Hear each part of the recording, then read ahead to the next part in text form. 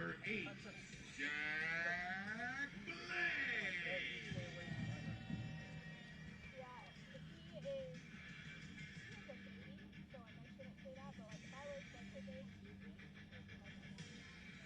Number 9, Romario Williams.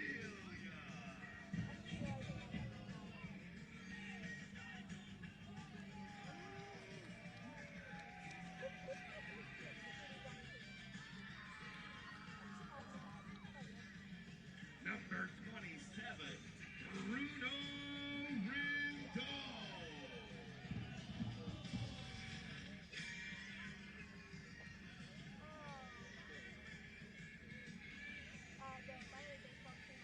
Number 30, Ben Ofeimu.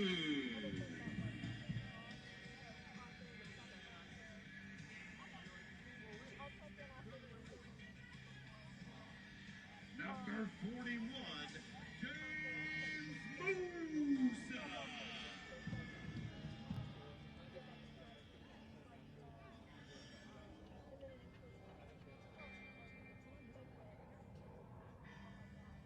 Number 99, Malik Foster.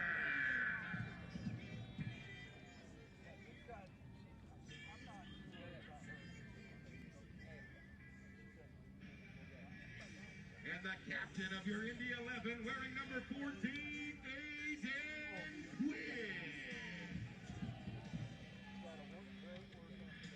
The head coach of Indy 11 is Sean McCauley. Indy 11 assistant coaches are Phil Presser and Gabe Saponi. The goalkeeper coach is Andy Swift. The head athletic trainer for Indy 11 is Josh Frankham. And the team doctor is Dr. Ashley Warren. I will fight anybody for the quality of my turf, right? Like, no, we're not doing that. That's not, we're not going to just, and she's kind of like a bulldog. But in a way, it's bad.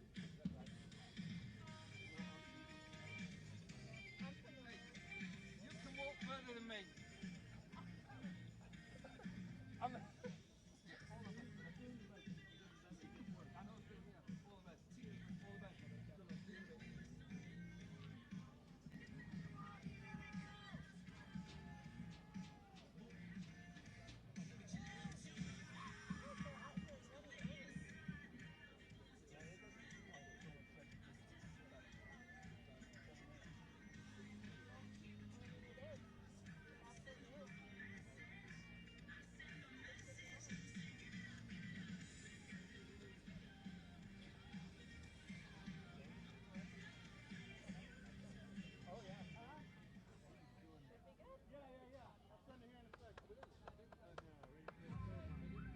This is Indianapolis.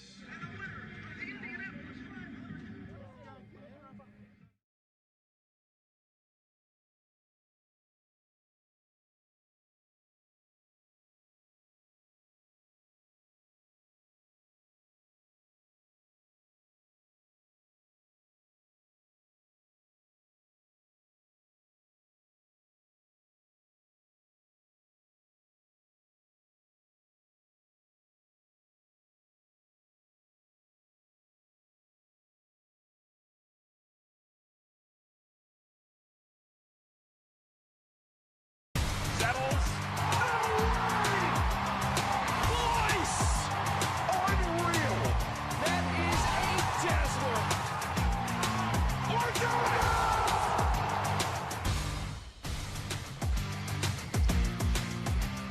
Normally we would say bonus in sports when it got to overtime. No, we're already at the bonus. This was an added game for each of these two teams because the Jägermeister Cup quarterfinals are here, which means extra matches for the Greenville Triumph, a first-time foe of the Indy 11. Welcome to Indianapolis. Thanks to those of you joining us on My Indy TV or streaming worldwide on ESPN+. Alongside former Indy 11 midfielder defender Brad Ring, my name is Greg Rakestraw. Thank you for joining us. Welcome to the first of four quarterfinals in the Jägermeister Cup competition. What might the Jägermeister Cup be? Well, let's tell you about that. It was played exclusively in League One last year. This year it is a competition featuring all 24 championship teams and all 14 League One teams. Indy is one of 7 teams to advance to the championship. Greenville is the lone team from League One. There were 6 group winners. These two teams both won their group, a pair of wild cards as well. And now we play on the quarterfinals. Brad, your thoughts about this competition in the first year, including this many teams? Yeah, it's been a great competition, great addition, bringing the championship teams in, and it's, we're here at the quarterfinals, and it's only going to get better from here on out. I'll use the word bonus for the Indy 11 as well. Originally, Greenville was selected as the host for this game. They could not land their 2 primary venues on shorter notice, so Indy gets the extra home game here in this quarterfinal. Let's show you how each of these two teams got here. First, for the Indy 11, they have not lost in this competition. They have won 3, they have won another in a shootout, and they open, Brad, with impressive wins at League One competition, 4-0 against Madison and 1-0 against Knoxville. Yeah, look, they dominated the group. They've dominated the group play. Now, right, big step up into the quarterfinals. This is knockout phases. You lose, you're done. It's a big moment for Indy 11. Indy had the most points of any team in group stage, and they have not trailed in any of their Jägermeister Cup matches to this point. For the Greenville Triumph, they took the hard path. They lost their opening matchup to a fellow League One rival in South Georgia. But then they scored a pair of victories in terms of competition from the championship, including a win that really gets your attention, beating the Charleston Battery. Yeah, Charleston is a heck of a team, having a good year to beat them and beat Miami and then Naples to win 3 in a row and win their group. Kudos to them. Going into the final day of that group, Tampa Bay had the lead. Charleston beat them. Greenville beats FC Naples. And here we are, these two teams meeting for a first time with a spot in the semifinals on the line. Again, 2 other matches kicking off simultaneously. We'll track those scores for you throughout the course of the night. Indy 11, Greenville Triumph, Jägermeister Cup quarterfinals. It's yours next on MyIndy TV and ESPN+.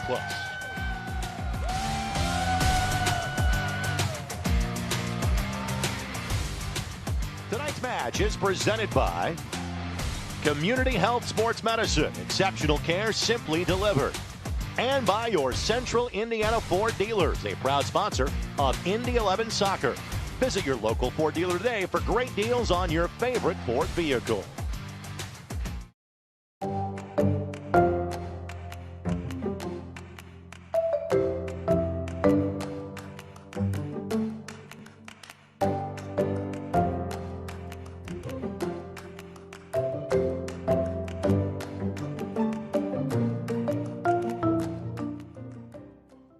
This is Paul. He loves running, music, and DIY home projects.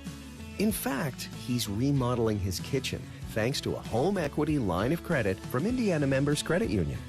They connected him with a loan officer, got him approved at a great low rate, and made it easy for him to make his monthly payment from anywhere thanks to IMCU's digital banking.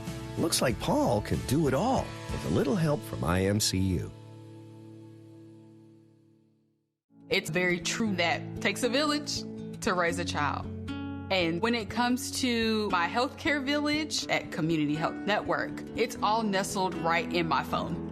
Accessing healthcare is the ability to be connected with your provider and ask a question when you need it. I feel like when I'm meeting with a community nurse practitioner or doctor, they're tuned in to what is going on with me and the way that they can serve me best. Stand by me.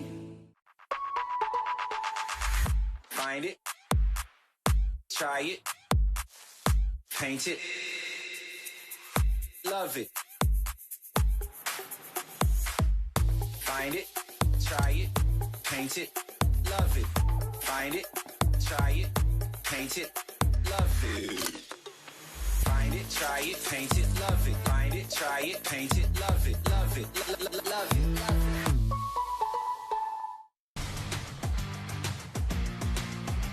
Jägermeister is proud to be the presenting sponsor of the USL Jägermeister Cup. Take a shot at glory and celebrate the magic of this exciting tournament all year long. Please drink responsibly. Our starting lineups presented by your Central Indiana Ford dealers, a proud sponsor of Indy 11 Soccer. Only change for the Indy 11 from Saturday night in Loudon. Bruno Rendon is back. He sat because of a red card the previous week in Detroit.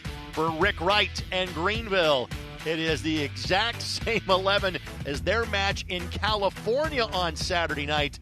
In fact, they have now been here for the last 3 days. They did not fly back to the East Coast.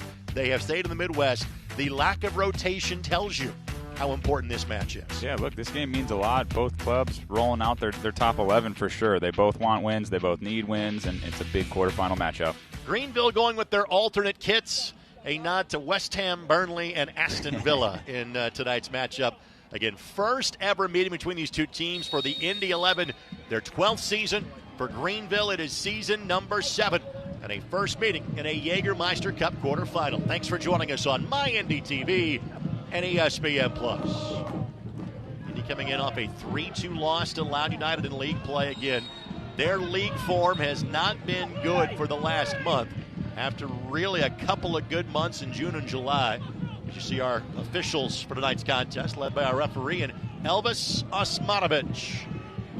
Bruno Rendon going to be called for the nudge, and Bruno knows this competition well, having played for the Northern Colorado Hailstorm last year, and he was one of the top players in the competition last year, so he has brought that success with him to the Indy 11.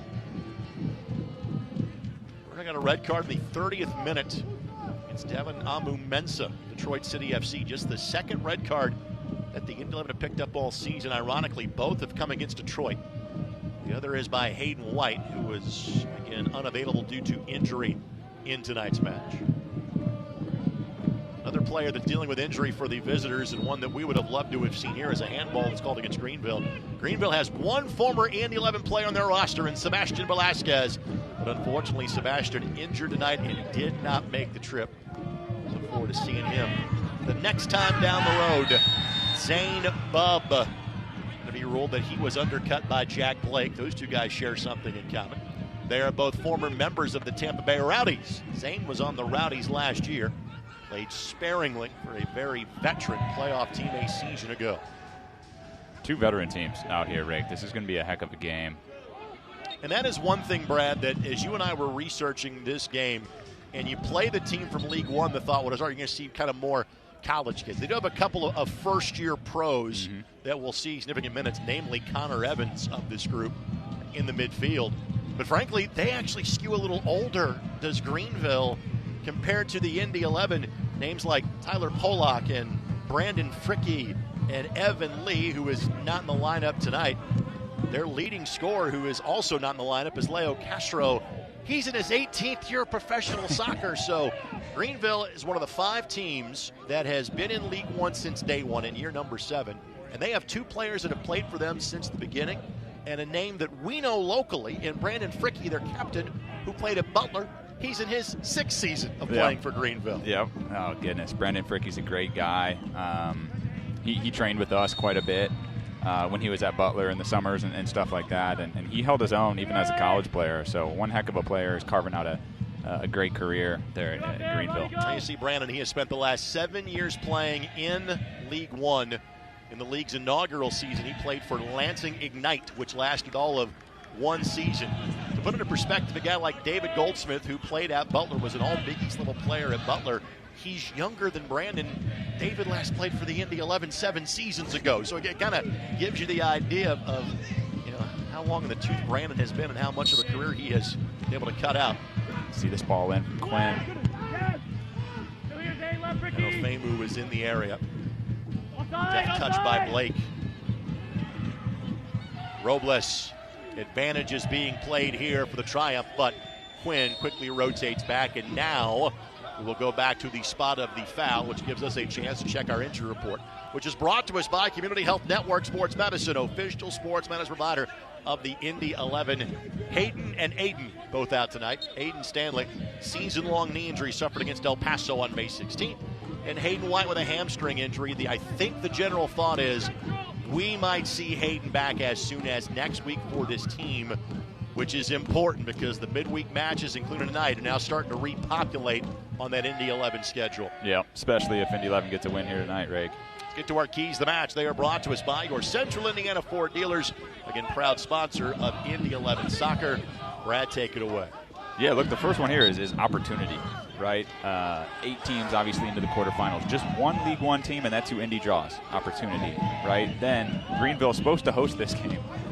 They can't get access to the field, so Indy hosts. Once again, another opportunity. They got some kind of balls bouncing their way before the first kickoff.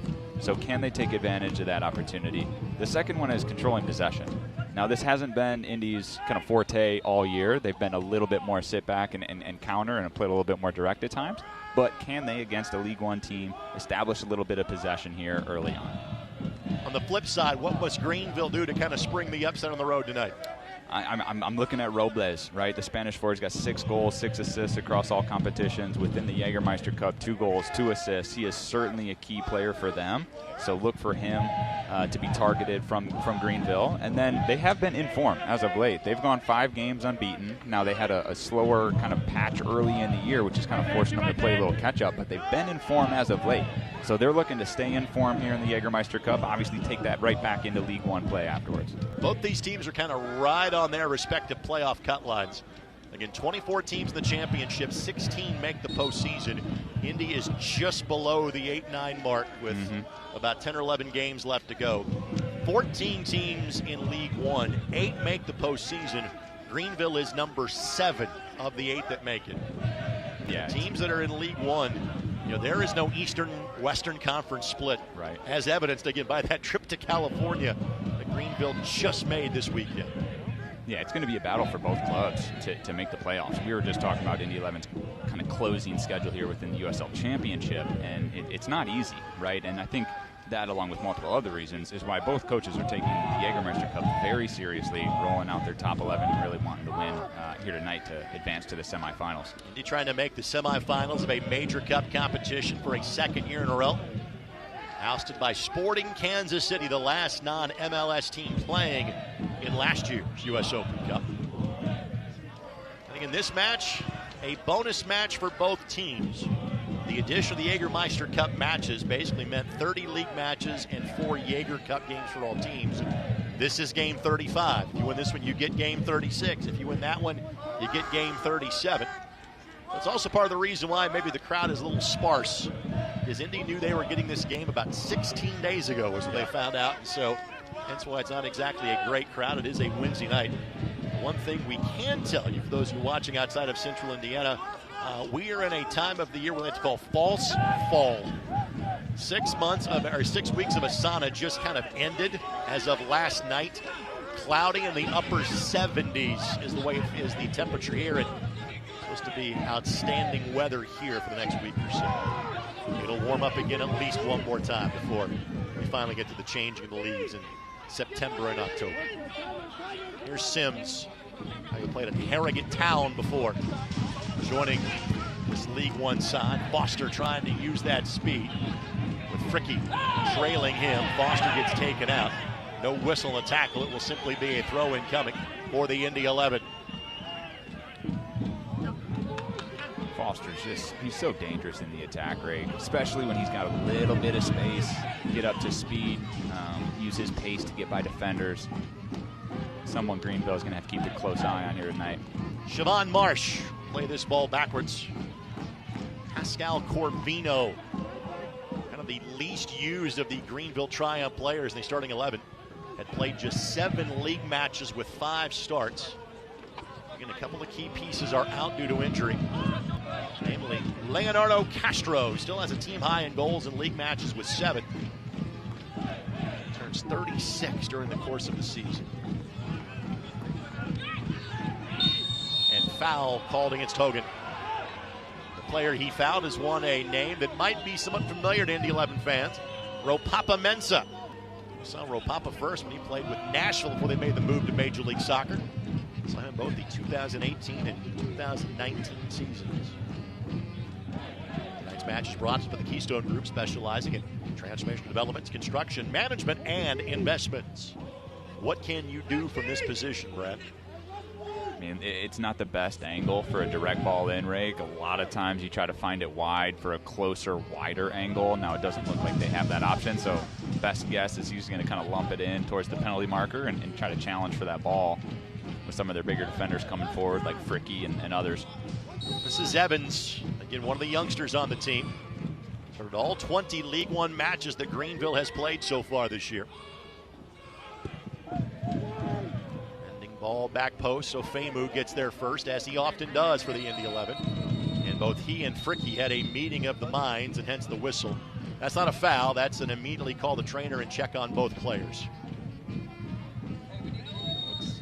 Yeah, both players saying, hey, I'm fine, but... Yeah, ref's doing the right thing, but... Once you blow that whistle, everybody's got to get to the sidelines that was involved in that collision. Seeing a replay here, just a heavy lofted ball to the back post, and Faymu does a great job getting up, and you see the little collision there between him and Fricky. How about this stat for Brandon Fricky? He has played over 2,000 minutes in each of the last 4 seasons for Greenville.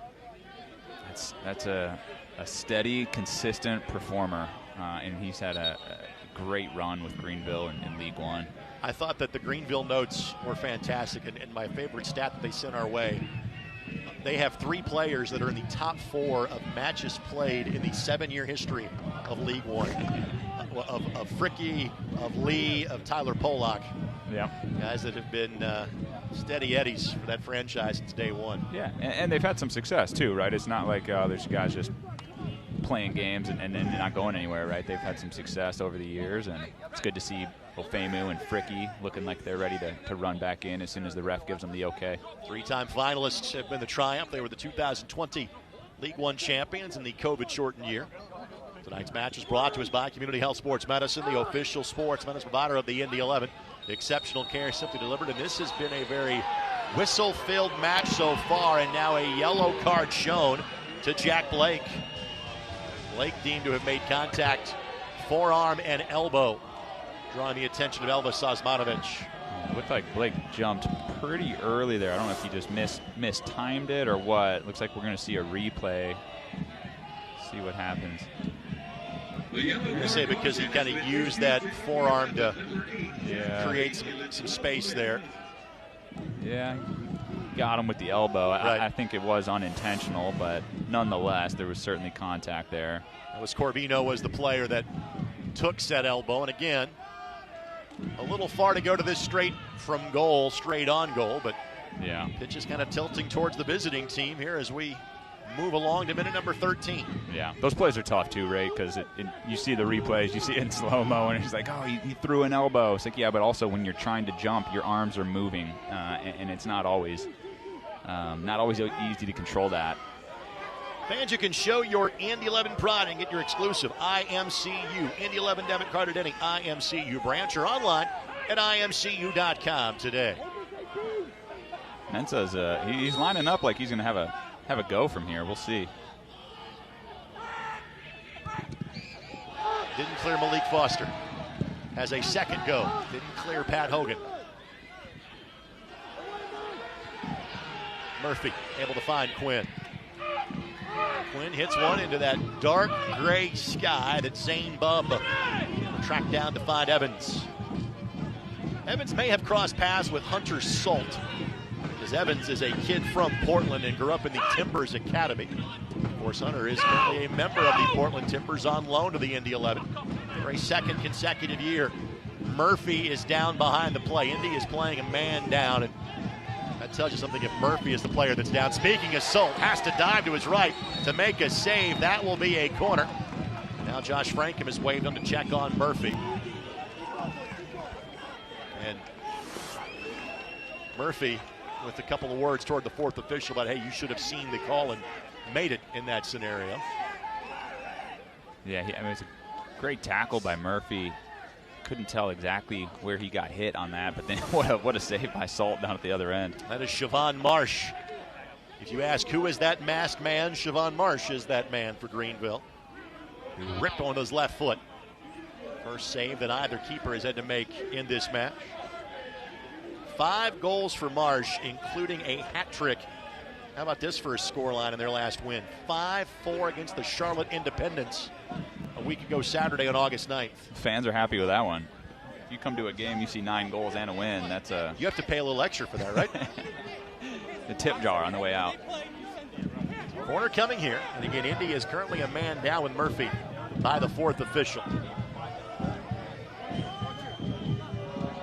Josh O'Brien sent to warm up just in case Murphy is able to continue.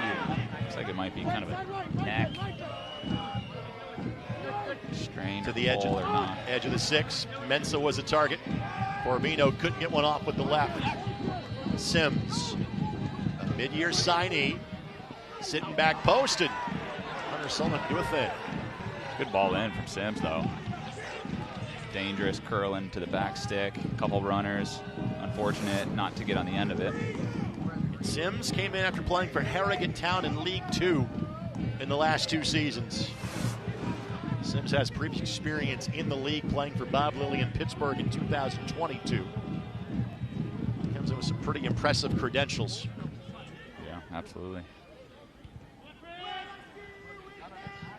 It's certainly been a little one-sided, Rake. 15 minutes in.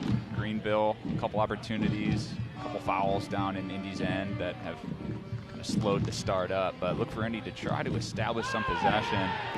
Looks like a foul there. Yep, Rendon.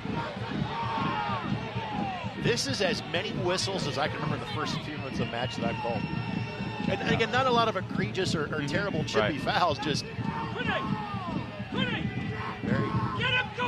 very physical between the two teams. Yeah, we could just overhear Coach McCauley kind of yelling down to Aiden Quinn to get the guys going from an Indy perspective. It's been a little slow of a start. You would like your team to come out flying at home against a League One team with tons of energy, put them under pressure, possess the ball, and it's not how the first 16 minutes has gone. Maybe a foul like that kind of invigorates the team a little bit. Maybe Aiden Quinn can get the guys going, but that's certainly what the coach is calling for from the sideline. Evans will clear this ball. Throw in coming for the Indy 11. Before this year, any plays against League One teams were all in U.S. Open Cup play for the Indy 11. And frankly, even then it didn't happen that often. The other experience Indy would have had, Forward Madison has been a frequent preseason opponent because of their proximity to the Indy 11. They were again this year too. They played them in the Jägermeister Cup, and a solid 4-0 victory. That scoreline might be a little bit deceiving because all 4 of those goals came from the 62nd minute on. The competition worked for the Indy 11. They played on the road at the 2 League One teams in their group the first 2 matches, then hosted Birmingham and FC Tulsa. Tulsa has gone 13 consecutive championship matches without a loss, yet Indy beat them here 2-1 20 or so days ago. Yeah, that was a great win for Indy. And they've showed really well in the Jägermeister Cup. As you said, 3 wins, a shootout win. So picking up 11 points out of a possible 12, really dominating that group, and excited to see what they can do here tonight. Coach McCauley's been pretty straightforward and direct with us, right? He wants to win a trophy. He wants to win a championship and bring one to Indy. And this is the best opportunity for them to do so here.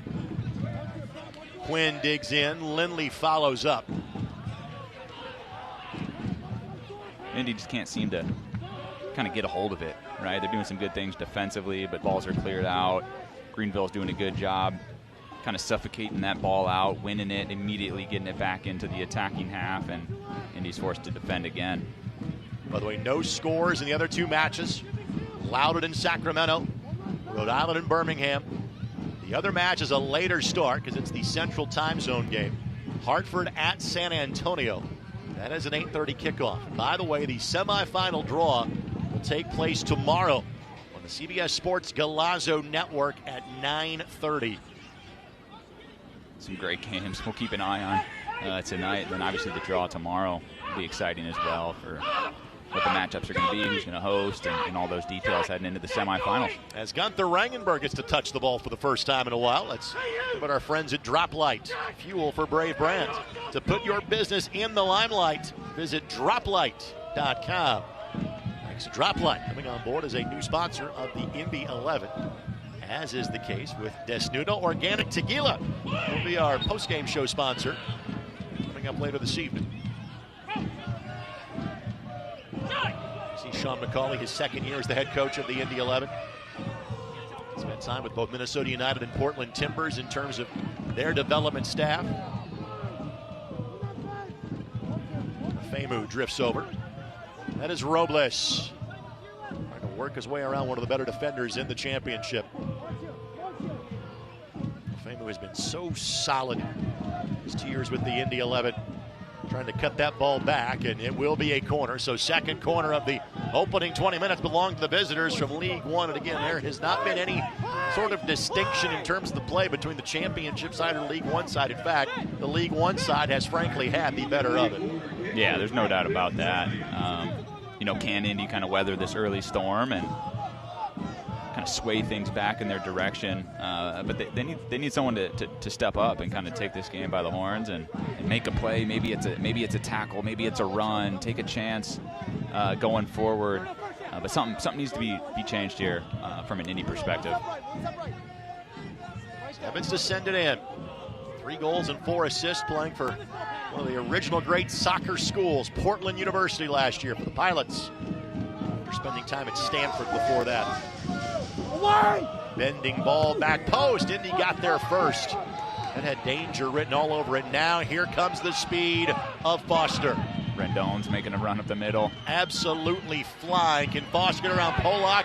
Well, he did after a grab. It's a yellow card. It's got to be after this play is over. Nothing indicated just yet.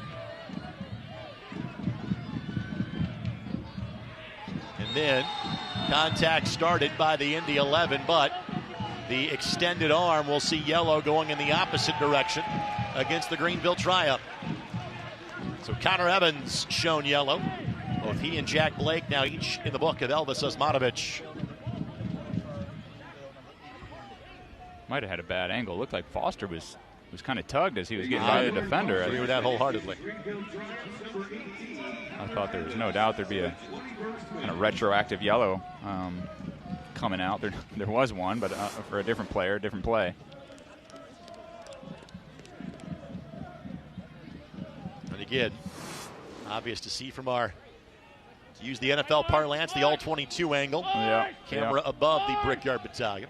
Portion of this match is brought to us by the Keystone Group, specializing in transmission developments, construction management, and investments. Quinn. Rubino got there first. Polak sends it back. Again, to give folks an idea of the veteran nature of this Greenville team, we first saw Tyler Polak playing against the Indy 11 in the North American Soccer League. And we saw him playing for St. Louis FC the first year that Indy was in the championship. Player down for the Indy 11, I believe that is Rendon that is the player, and he is checking on a foot. He clearly is in a great amount of pain. And for the Indy 11, Josh O'Brien had already been loosening. Now Edward Chizo will join. And we noted this at the start of the broadcast. Rendon is the exception because of a red card 10 days ago. Everybody else is on 60 to 90 minutes from Saturday night in Loudon, Virginia, in Indy's case, or in Greenville's case, they're on 60 to 90 minutes 3 time zones ago, playing in Antelope Valley, California. I think it was the good decision from their coach and ops team to come straight here as opposed to going all the way East Coast and then back. So luckily they haven't had a bunch of travel the last 48 hours. And Indy did something similar when they had to go play Philadelphia and then Sacramento in Open Cup and regular season play. Mm-hmm. Go back to Rendon. Being a former pro for 9 years, sometimes you got little nagging things throughout the year, and could be something he's been battling for weeks.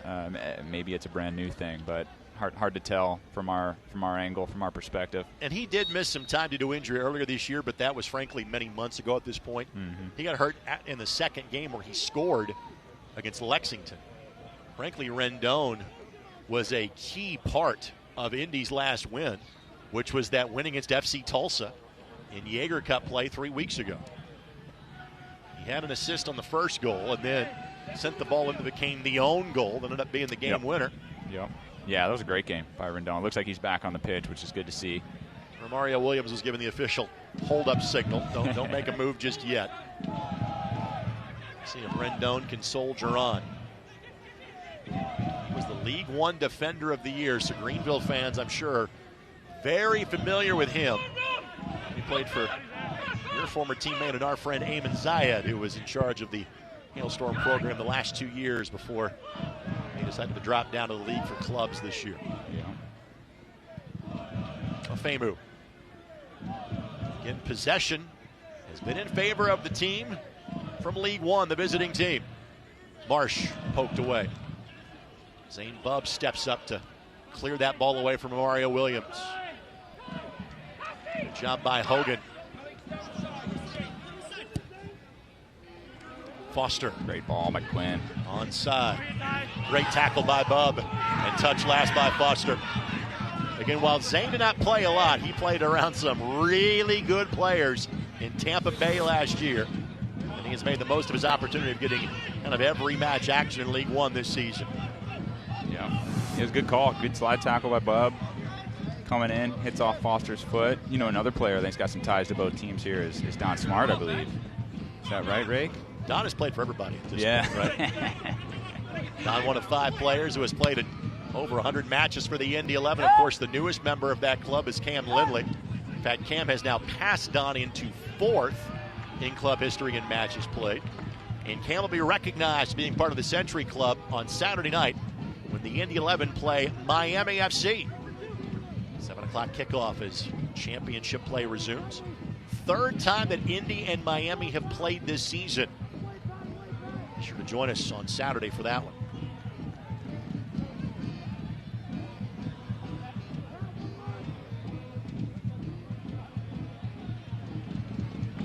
Indy's just having a hard time holding the ball, right? That ball comes into Williams, it's bouncing into his chest. He's trying to get big, he's trying to hold it. Comes off a little too strong, too far, and Indy loses possession again. As a reminder, fans, watch Wish TV, your local news source, online at wishtv.com and on My Indy TV 23 at 10 o'clock this evening. Also, in these, they play along here, but in these moments when they're kind of shifting it back and forth, Williams and Foster got to try to kind of split the field in half and force it one direction. They're allowing Greenville center backs to switch the field too easily.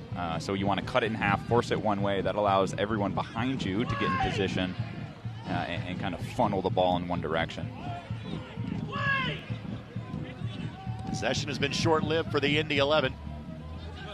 They had it in the opening moments, but it's not been there since. Frankly, it was very short-lived for the entirety of the night against Loudoun. Yet Indy led 1-0 and 2-1. Saw a 2-1 lead evaporate in the final 15 minutes. They're allowed to get all 3 points against Indy on Saturday night. Yeah, tough result for Indy in championship play. Giving up 2 leads and losing the game is never fun. I'm sure that film session was not a fun one the following day. Musa hustling back will play it sideways. He was a goal scorer, which is a rarity for James, although it is the 2nd consecutive year in which he has scored for the Indy 11 in the match at Loudoun.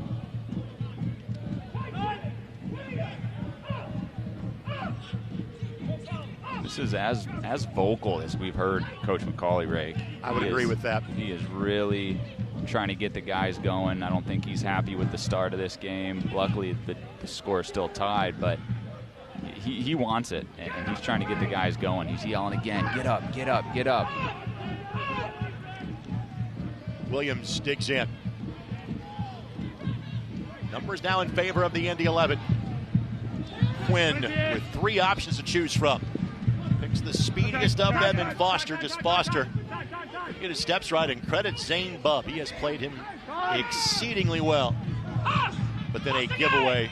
Broadcaster jinx. Sorry, Zane. We say nice things and hit your worst pass of the night. Well, that's what you need to do if you're Indy, right? If you get Greenville back, you got to pull everyone up, get the midfielders up, get the defenders up, so you kind of trap them in their half. That's something Greenville's done a great job so far in the first 29 minutes of Indy. They've gotten up and they've kept them up. You see a good free kick here, won by Jack Blake. I imagine Murphy and maybe Quinn over this ball here. Veteran move by Blake, the gentleman that is in his 3rd year with the Indy 11. He is starting to climb the appearance charts as well in the history of this team. Mm-hmm. And he is 2nd in terms of USL Championship goals scored for the Indy 11. Only behind Tyler Pasher. It's a good spot for a free kick here, Rake, right? It's not too close. It's certainly a crossing ball here. Play it quickly and back post, and Ofemu couldn't tap it in. It was there waiting for him. Frankly, that was a good job of going against the film by the Indy 11 because so many of those balls are taken by Quinn. They go quickly with Murphy and try to catch the defense napping and do. Yeah. Afemu, who scored just a couple of weeks ago, had another golden opportunity and couldn't put that one home. Yeah, great ball in by Murphy. Almost an own goal type situation happening as guys are then crashing in on the back, and Afemu almost got there. Blake picks up another foul. See a replay here. It kind of goes off Pollock there, and Afemu, he gets on it. He just can't redirect it towards frame here with his weak foot. Oh, it hits the post. Yep. Best opportunity by far for the Indy 11 to this point. Mensah steps in.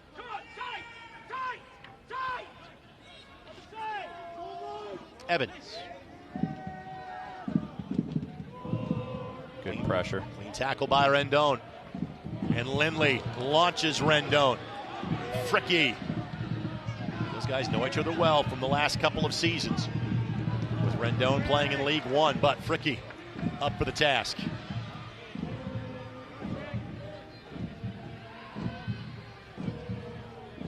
I think that's a smart leave by Musa, because if he charges towards that ball, Mensah's got all kind of space. Good discipline shown by the 33-year-old from New Zealand to not chase that play. Yeah, as a defender, you obviously want to win the ball, but the number one goal is to stay between the goal and the attacking player. That's why I see a lot of, you got a break here by Foster. Foster trying to create some space in Foster. And that's going to be a corner. And Foster, I think, may have been trying to create more contact than actually goal for goal that time. Let's take a look.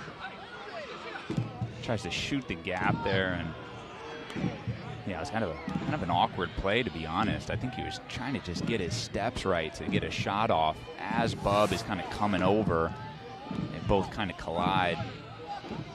Probably a little more shoulder to shoulder upon further review than maybe as it initially looked. Yeah. You don't see anyone on Indy yelling too hard for a PK there, so that is a pretty good indication that they think the corner kick is a fair outcome. But we got Quinn over the ball, the in-swinger with his left. Again, sitting back post. Greenville got there first. Williams couldn't get the touch he wanted. And then Marsh is fouled by Murphy.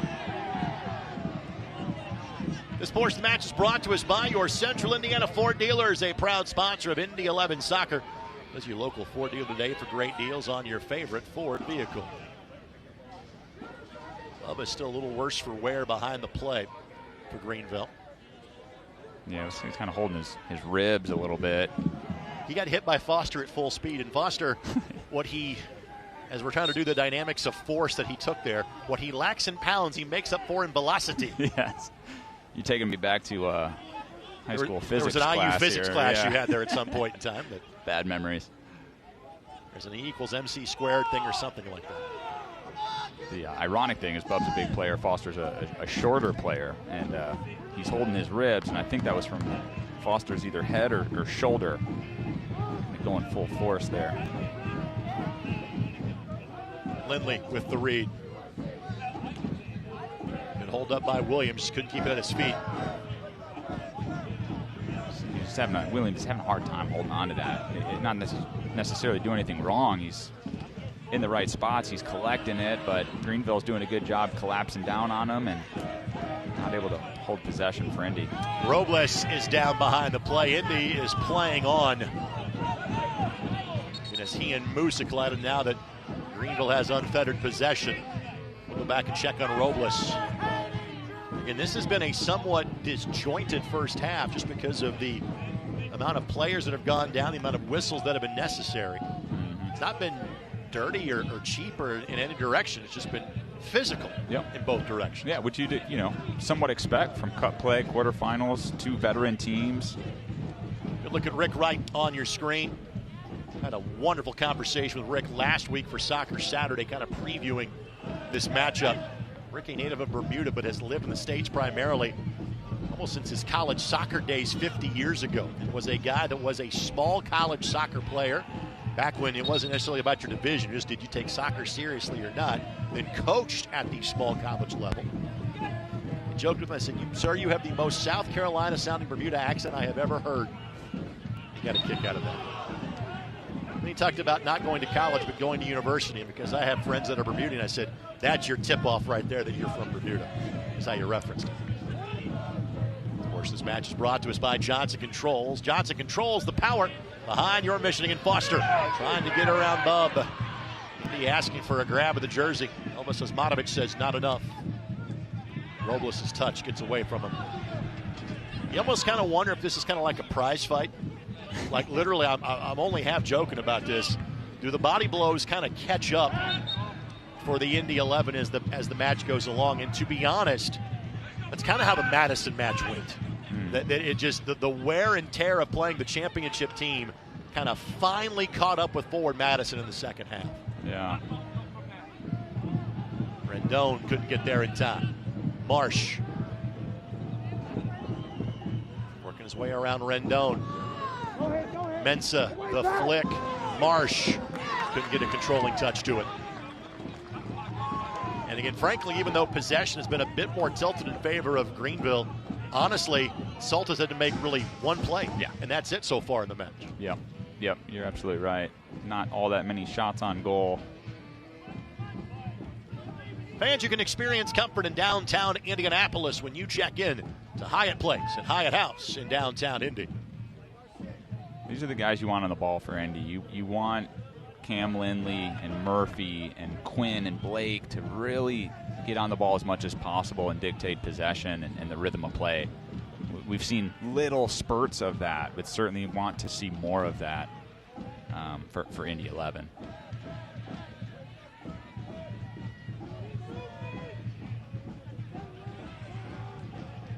Great ball by Fricky up the middle. Evans found a seam, but just couldn't maintain possession. Just given away cheaply again, just on separate pages there with Foster and Murphy. Possession has been dominated by Greenville. Current percentage 63-37 in favor of the League One team.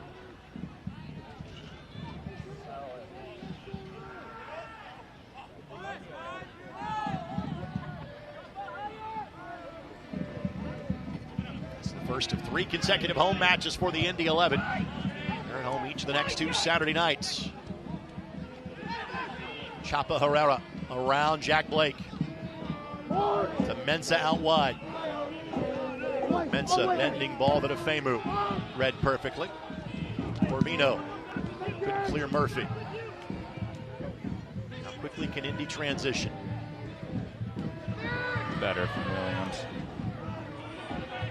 Quinn takes a couple of snapshots and finds Rendon 50 yards away. And, he had him. you know, for most, you almost give him a little grace in terms of that pass. You're surprised when Quinn misses one even 50 yards away. You are. Surgical, the left foot of Aiden Quinn. You could have quite the bar debate amongst Indy 11 fans and former players. Better left foot, Aiden Quinn or Ioze. Great read by Hunter Salt. Can't go wrong with either. If there was like a first take level debate show about Indy 11 history, that would be like the graphic you would talk about right there. I think you're right.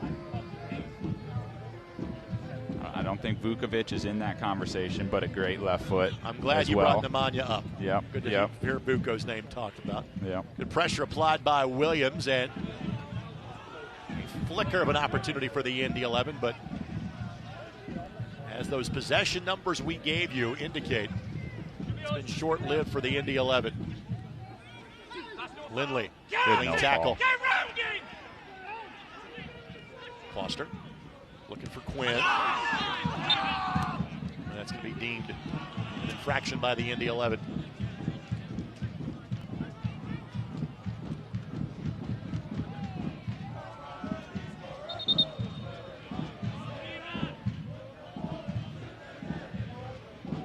Got 5 minutes left here in the first half. We'll see if either team can kind of make a push here, or if they're kind of not that they're going to settle for a 0-0 tie going into half, but see if anyone makes any moves, throws any numbers forward.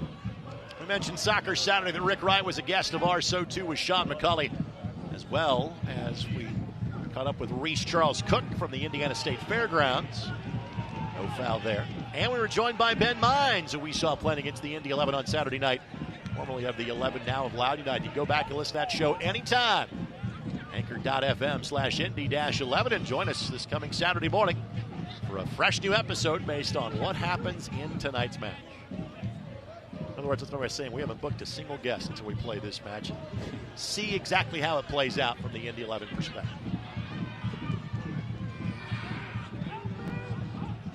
Mensah finds a sliver of space. Ofemu waves off Hogan. Great help defending by Ofemu. And again, those guys have matched up for years, dating back to Ropapa's days in the championship. Again, it's hard to fathom that Ben Ofemu is 25. This is his 8th year of playing in the league. Dangerous ball here. Ofemu temporarily taps it out. Sims. Headed down by Musa. Musa deemed to be fouled by Mensah. Final 5 minutes of half number 1, presented by your Central Indiana Ford dealers. See your local Ford dealer today for great deals on your favorite Ford vehicle. Musa has been an absolute warrior for the Indy 11 this year. He's been a very good player in this league for a long time. But frankly, James has had a far greater impact this year for the Indy 11. Even when he was brought in last year in midseason, he really only played sporadically until the final month of the year. But he has been as close to an everyday player as you could have for the Indy 11. Blake and Quinn are the 2 guys that have started every league match. Murphy is the player that has played the most league minutes. Musa is right behind in both of those categories. The deftest of touches for Jack Blake. Quinn sends it in. Williams could not get there, just nicked it. So close. Good balling by Quinn. Lindley resets, and Polak takes one for the team. That one kind of started with Quinn. Quinn did a great job stepping at that clearance attempt. Deflects over to Blake. Blake to Quinn, the good cross in. We've been saying that in this league for about 12 years, haven't we? Yep. We said that for quite a while. Again, this match does not count towards that total, but Saturday night will. When Aiden Quinn hits the field on Saturday night, that will be his 282nd appearance in the USL Championship, which ties him for 3rd in the history of the league. Musa the launch. Rankenberg. Hogan flicks it. Williams trying to find a window, and it was shut. But great play by Hogan. Yeah, did a good job. Used his big body. A lot of times refs call fouls with keepers get breathed on, and he did a good job, the ref and Hogan, not creating too much contact, not calling that foul, and unfortunately just didn't have anyone on the back post coming in to challenge that ball. He looped in over top. Right idea by Pat. Reese got the Rankenberg. Native of Marietta, Georgia, and played at Georgia State. The primary keeper for the Greenville Triumph the last couple of seasons. 3rd-year pro. 11 Soccer, sponsored by Dormacaba. Dormacaba for every place that matters. Hogan takes a tumble. Restart in more official fashion here. Yeah.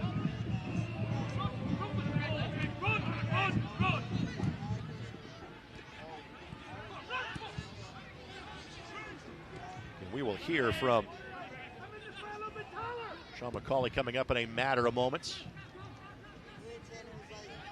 As Brad has said, he has been pretty demonstrative on the sidelines. Only a momentary bobble. Nothing comes of it just yet, but it gives Greenville a chance to kind of turn up the wick on the pressure. Murphy springs Rendon. Got space, he's got runners. He's got 3 options and didn't play the right one. It's Fricky was able to bisect that one.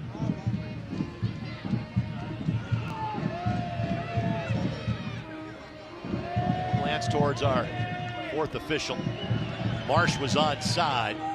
Robles was not, but Marsh was.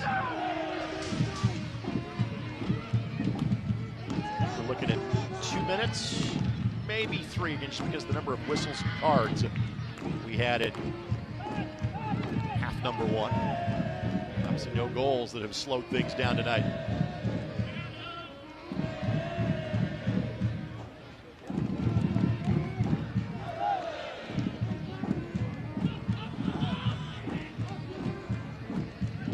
I think if you're Greenville, you got to be very happy what you've seen in half number 1.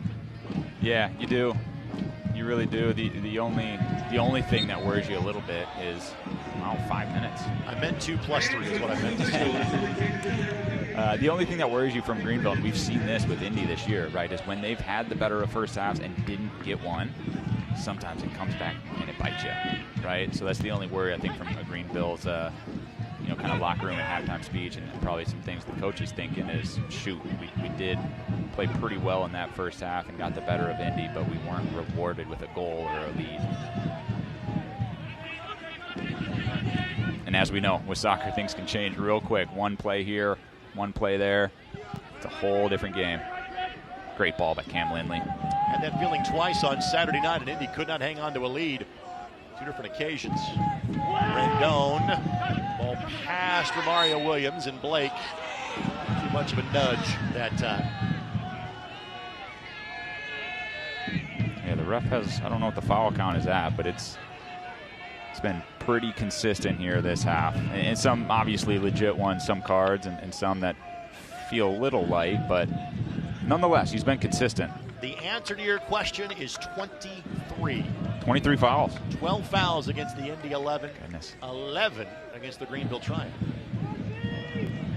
I called another type of football game on Saturday afternoon that had 23 penalties. No bueno. Well, we're only at halftime, so I think we'll give it time. We'll break yes. that. Yeah. We move along from those fouls and infractions a bit quicker in soccer to keep the pace of the game going. Then again, we have had 5 minutes of added time before we get to halftime. Possession 62-38 in favor of the side from League One. Rendon, the cross. Tyler Polak got there, and credit Rankenberg on the read. Tried to get there, but could not. Corner coming for the home side here with 3 minutes and change left to go before the halftime intermission. It's a great opportunity for Indy to put in a dangerous ball by Quinn and try to get on the end of it. Just steal one right before halftime. Is Quinn. Takes this one in front of the video location of our Ian Gilmore. At the 6, Rankenberg, great read. Great, yeah. Fantastic read. What a read, what a catch. And a quick start trying to spring Siobhan Marsh. Nicely done by Jack Blake. And then Blake.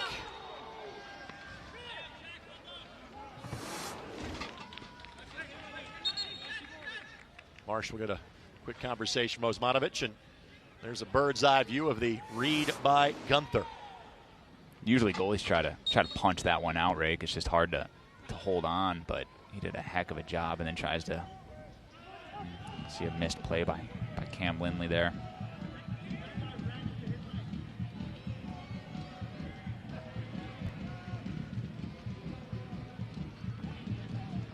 Throw coming for Greenville.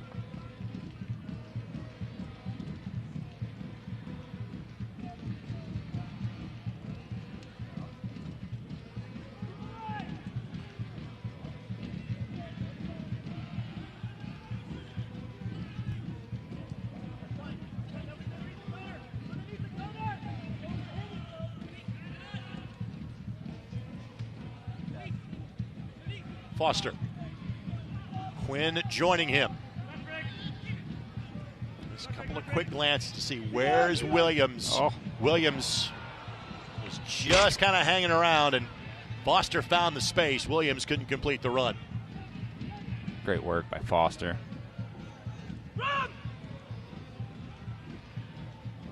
So Elvis Ambo come on and score a goal, his 9th of the season, as a substitute against Loudon on Saturday. So his skills could be in the offing in half number 2 for the Indy 11. He had a world-class goal, one of the goals of the Jägermeister Cup in the second round against 1 Knoxville. Good work by Quinn. In closing moments of this one, at least of half number 1. Some of those moments, Rake, Indy picks up the ball in midfield. I think we got some options to go forward, right? Greenville spread out. They're not really organized defensively when they're in possession. At the quick turnover, if we can just find Foster, find Williams, find Blake, find someone forward instead of turning and going back and letting Greenville's entire team to get behind the ball.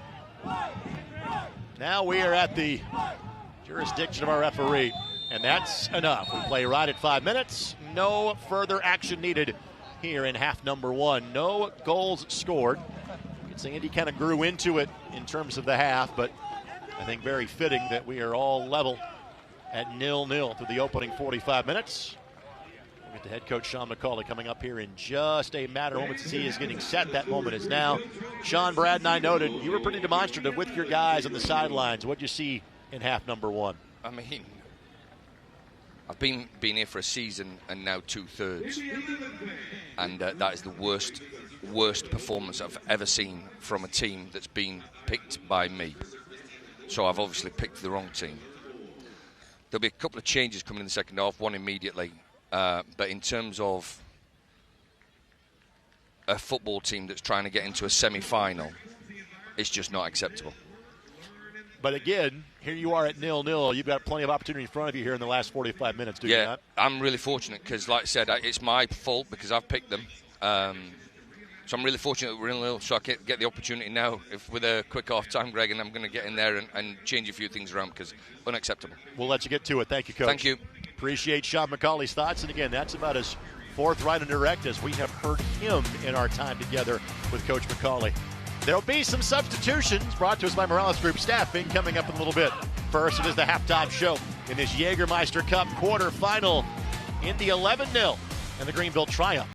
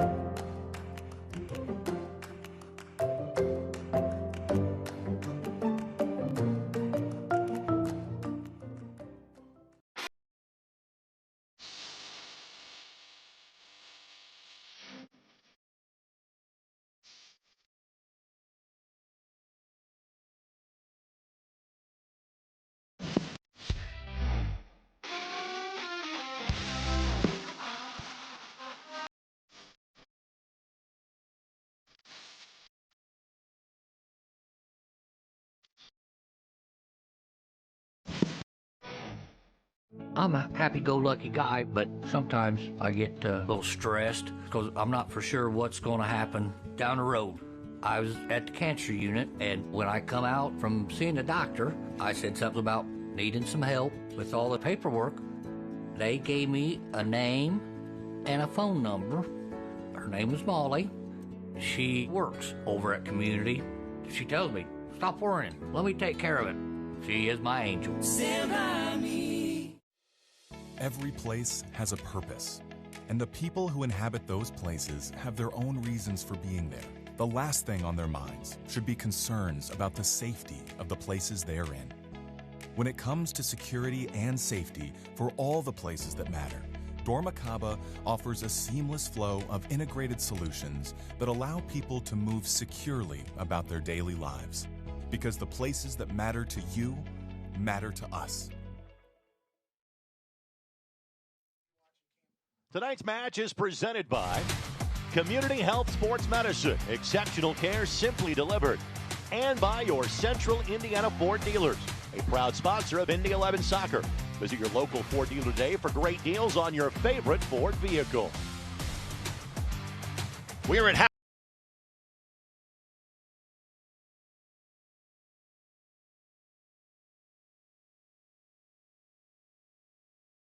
in terms of USL hardware, really kind of belongs to their Academy team, which has won several championships since its inception. The USL Academy's primary service, though, is to serve as a pathway to professional soccer. No one said it would be easy, but the USL Academy to professional pathway is blazing a successful trail.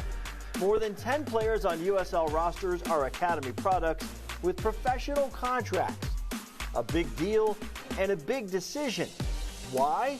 The pathway includes options. For many prospects, that's college soccer. Finn Sundstrom plays for North Carolina FC on an academy contract.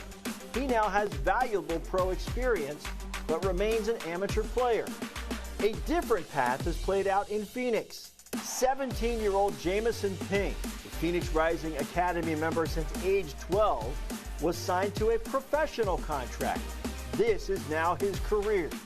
Andy Chapman from Phoenix Rising FC joins us now. And Andy, Jamison Ping is very special to you because you've seen his process really from beginning to its current state. So what is it like to see something come to fruition through the academy process?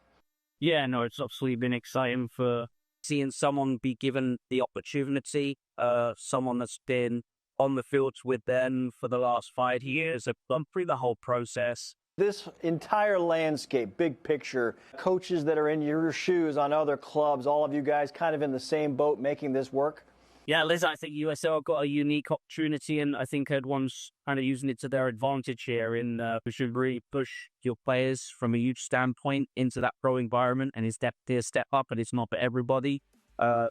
It's an endless opportunity for us to continue to grow. USL clubs use their academies. Nearly 100 players have achieved academy contracts, opening doors for youth players to achieve their dreams of turning professional.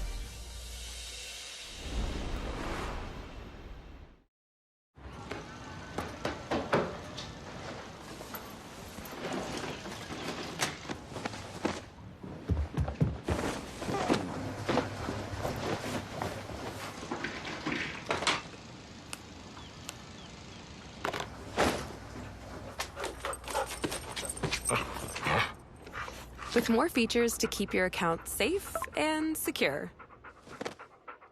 Northwest Bank is here for what's next. Good dog.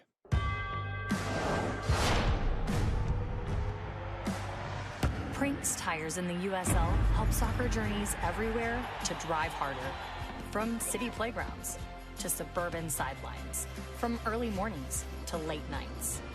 From fun with friends to winner takes all. From the biggest fan to the biggest heart. And at every turn, Prinks tires will be there for the long haul. We're here to support the press, the club, and the community.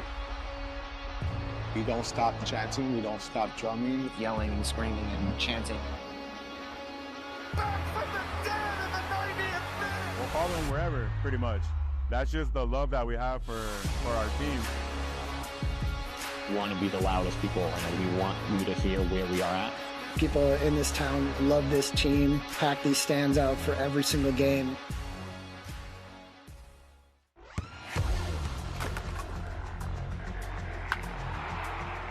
We all have goals. But let's be honest. Most of us aren't going to be professional athletes. But if your goal is to finish your degree, we can help. Come to a university that puts your goals first. Bellevue University, your partner in finishing goals. 3 ice cold Jägermeister shots, please. Those look warm.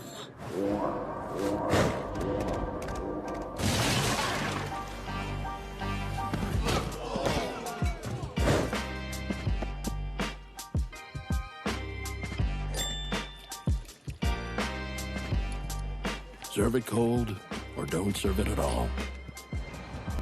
Jägermeister. Damn, that's cold.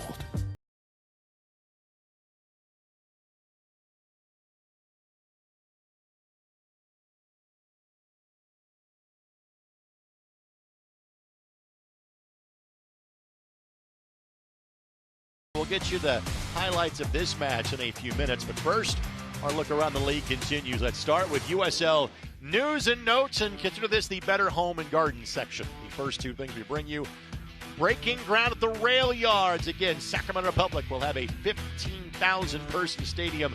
Will be ready to go by 2027. How about this news from Pittsburgh? I'm curious to see the architecture on this because literally Highmark Stadium is carved into the hillsides at the confluence of the Allegheny, the Monongahela, and the Ohio.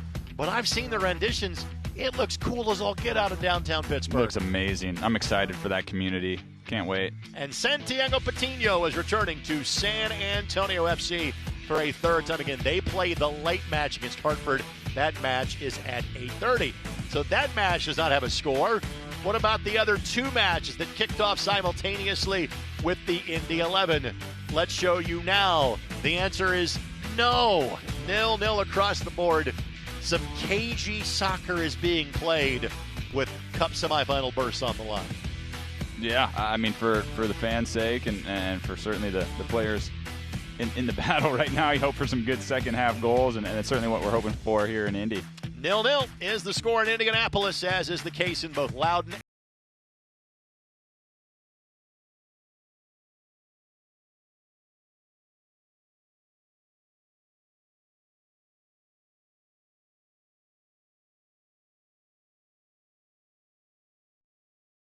The main part of my job is definitely listening. People deserve transparency. I don't want the financial part to be something that stops or hinders a patient from having the health care that they need. I try to treat each person like they're my mom or my grandmother, my daughter, my husband. I want them to know that they're not just another phone call for us. And it's very rewarding to know that I can provide peace of mind. This is Paul. He loves running, music, and DIY home projects. In fact, he's remodeling his kitchen thanks to a home equity line of credit from Indiana Members Credit Union. They connected him with a loan officer, got him approved at a great low rate, and made it easy for him to make his monthly payment from anywhere thanks to IMCU's digital banking. Looks like Paul can do it all with a little help from IMCU. This isn't just 90 minutes. It's a feeling you carry for days. It's the roar of the crowd, the rush of a last-minute goal, the pride of your city standing shoulder to shoulder. This is more than a match. It's an experience. It's family. It's fire. It's Indy 11. Be part of it. Get your tickets now at indy11.com. Our team at Security Federal Savings Bank welcomes you to our newest location, our West Carmel branch on Michigan Road, here to serve you. All the services you expect from a premier bank, personal and business banking, wealth management, trust services, and much more. The Security Federal Savings Bank branch team offers the expertise and knowledge you want and expect. Security Federal Savings Bank, proud of our team and our newest West Carmel location. Jägermeister is proud to be the presenting sponsor of the USL Jägermeister Cup. Take a shot at glory and celebrate the magic of this exciting tournament all year long. Please drink responsibly. With that, let's get to our highlights from half number one. And, well, we're being creative with that in a 0-0 match. Again, where there frankly while possessions belong to Greenville, there's not been a lot of shots. So what are kind of the lasting impressions of half number one to you, Brett? Yeah, I mean, look, pretty good defensively for both sides, if we're being honest. Not the cleanest in possession for Indy 11, leading to Greenville having a bulk of that. But, oh well, first half's over. We'll see how these veteran teams come out and play in the second half. Looks like there's some subs coming out of the gates for Indy. We'll see what they do there, but opportunity in the second half, 45 minutes left to advance to the semifinals. Again, Hunter Salt, who has been playing really well as of late. Yes, 3 goals were scored on Saturday, but he still had 5 saves. Had the championship save of the week last week against Detroit. Again, Salt has made 1 save, but has been great in terms of making reads, and same for Gunther Rankenberg here. So the stats haven't piled up, but the keeper play has been solid going in both directions. There are the stats again. That possession number crept up as the half went along. All you need to see is right there. 1 shot on goal between the two teams in 45 minutes. Yeah, for sure. I mean, certainly looking at that possession number for Indy, they'll be looking to try to kind of correct that here in the second half. But, hey, you don't get rewarded for possession all the time, so all that matters is, the scoreline at the end of the game. Substitutions brought to us by Morales Group Staffing, offering flexibility in both staffing and operational efficiencies, and it will be Edward Chiza that will get the opportunity. And again, it has been a struggle for him to kind of find minutes on a regular basis. He did not play. He was in the 18, but didn't play against Loudoun on Saturday night. He's going to get 45 minutes here, and he is coming in for Jack Blake, so Indy's going to be a little bit more aggressive in putting another forward on the field, try to chase a goal and chase the game. Yeah, interested to see exactly how they line up. You got to think, Murphy and Lindley are sitting in the middle. I'm not exactly sure where Chiza's going to be, but Blake did have a yellow card as well. Not sure if that played into that decision at all, but excited for the opportunity for Chiza. Chiza last scored in the match against El Paso. Jack Blake just now getting back to the bench for Indy, and Rendon draws contact. And Rendon's going to have some war wounds from this, but more importantly for the Indy 11, they will have an opportunity at an angle that Aiden Quinn can make work just outside of the 18. Absolutely. Good free kick earned by Rendon. He kind of had a quiet first half, if I'm being honest. Right? Can he create more down that right side of the pitch for Indy? The 11 Soccer, sponsored by Dormicaba, for every place that matters. Again, they went quick with Murphy last time. Not this time. Quinn, back post. Greenville got there first. You like to see someone from Indy challenging that ball, at least so the clearance isn't a clean one. Williams holds up for Ofemu. Rendon the flick. Chiza gives chase. Polak does a great job of simply shielding him away. Polak now over 150 matches played for Greenville, 33 years of age. He is a 14th year pro. It's Tyler Polak. Lincoln, Nebraska. Something tells me he's been in that position before, shielding the ball out of bounds. Just a couple times. Love this from Indy, though. They're staying high. They're trying to reduce the possession for Greenville.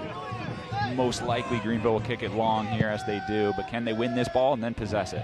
So what you're adding for Indy in terms of a formational standpoint is Chiza is playing up top. Foster now kind of tucks in behind a little bit.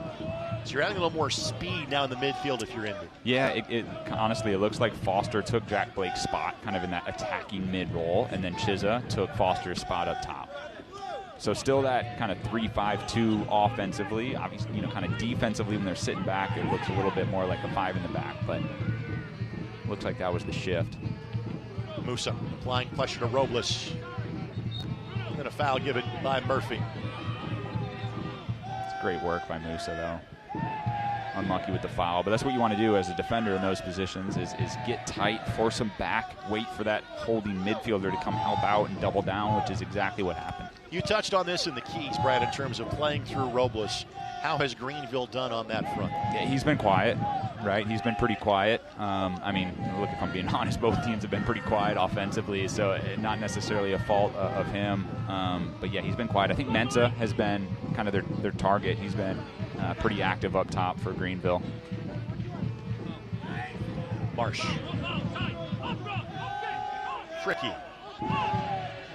Chiza with fresh legs will give chase. 2 goals for Chiza this year. He had played in every league match until Saturday night. But this was probably not the role that he had envisioned when he signed back in November. He's one of the first, if not the first, free agent acquisition by the Indy 11 last offseason. He just has been unable to find the form that he had playing for Bob Lilly a season ago. Lindley. Corvino get tied up. Quick restart of Ofemu. Does just enough to work around Robles.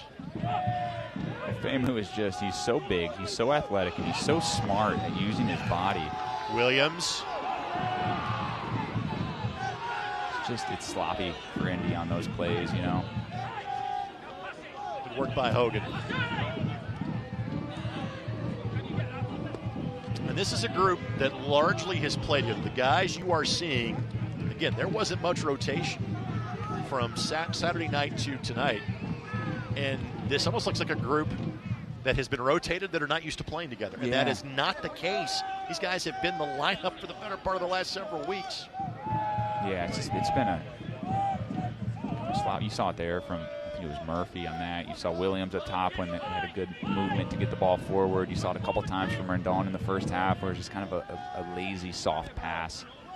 I'm sure that, amongst other things, is why Coach McCauley was not thrilled heading into the half. Chisholm, not enough in it. But Mensah was in an offside position. So the flag goes up. Indy 11 Soccer is sponsored by Johnson Controls. Johnson Controls, the power behind your mission.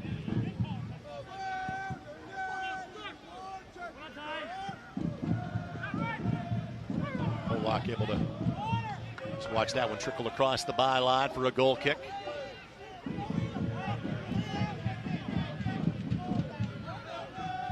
Indy stays high here again, forcing the longer goal kick, with the idea of obviously Musa and Femu and some of these early guys winning it off the goal kick and keeping it up in the attacking half. It does leave them a little isolated in the back, but I like it, and it worked out the first time, and again here the second time. Community Health Sports Medicine, the official sports medicine provider of the Indy 11. Exceptional care simply delivered. Foster weaving his way. Rendon, the cross. Polak got in the way. It will be a corner coming, though, for the Indy 11 in the 51st minute. I know I just talked about it, but I absolutely love this adjustment by Coach McCauley, right? Get them high. You got big defenders. Win the first ball. That's 2 for 2. They've gotten possession. Now they're in the attacking half. Couple passes, and we're in the box, and Rendon's got a good opportunity to cross it. Quinn sends it in. Near post, Rankenberg got there first. Right idea by Murphy, just couldn't locate the pass.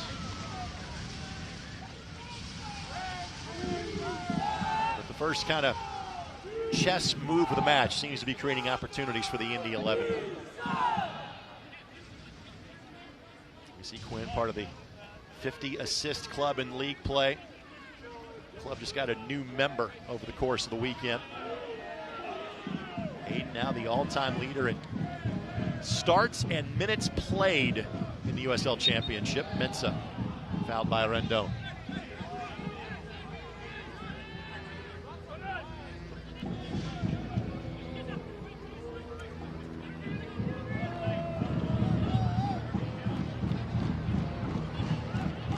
We'll mention Ropapa Mensah's name as much as any Greenville player tonight. Finish that thought in a moment, but the turnover leads to an opportunity. Quinn charging forward. Trying to find Williams and just couldn't make the connecting pass.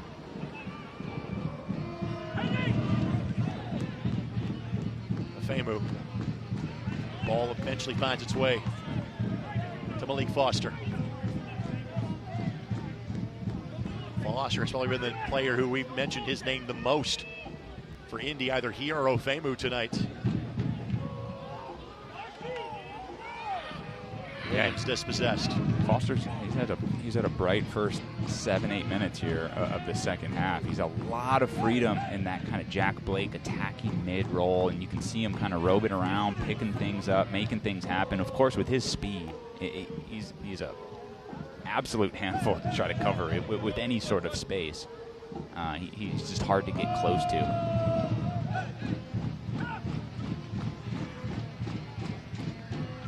Musa.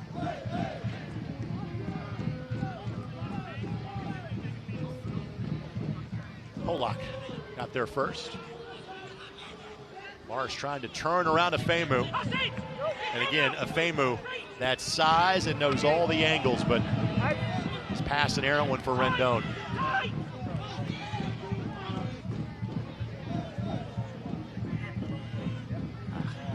Murphy couldn't hang on to it. That was a good read by Murphy. Unlucky not to get something out of that. And then Greenville gives it right back.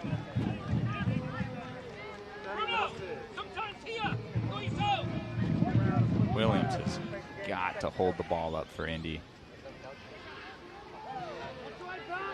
I can totally understand if it's a ball driven into your head or your chest or it's bouncing, but some of these other ones, they're just nice rolled into his feet. He's got to be able to get his body big, hold the ball, play it off, and peel out and make a run.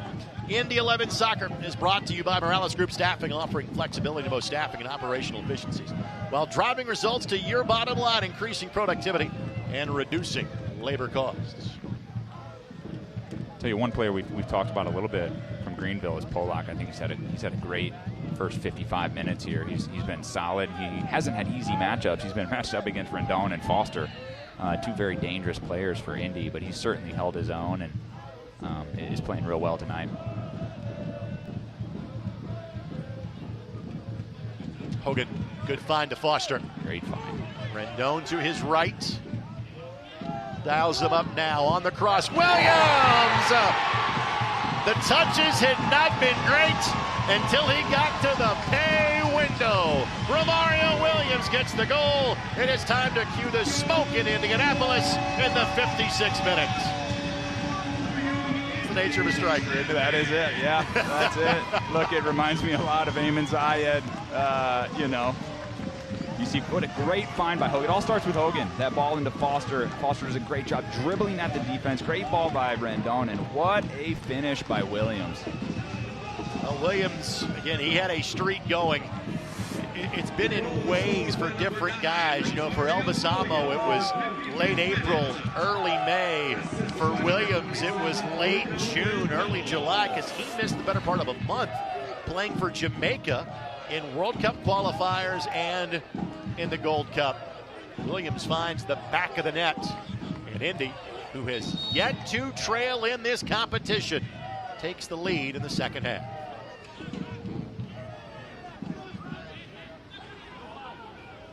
And against one Knoxville, it was one goal and that was it. Against Madison, after one goal, the floodgates open and Indy won 4-0. Look at more recent history. He couldn't hang on to leads of 1-0 and 2-1 on Saturday night. Good track back by Rendon there. Massive difference. Lindley is sprinting. I forgot who had the ball now at this point, but sprinting at the Greenville player. He passes it back. Williams is now sprinting. They're just getting much better pressure on Greenville's players as they're in possession. I referenced Ian Gilmore. You saw maybe his camera set up by the corner flag when Aiden Quinn took a corner late in the first half. Ian is the wonderful director of video content production for the Indy 11. And you see so much of the behind-the-scenes video.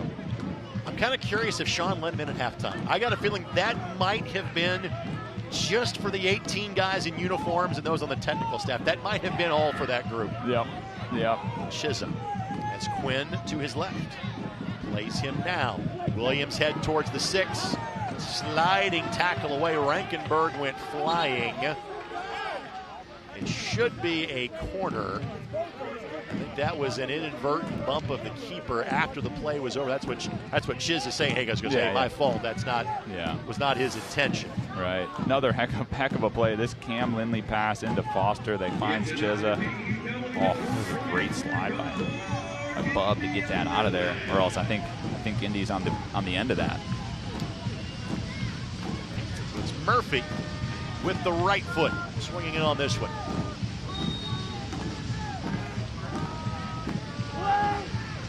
Hogan, what a save.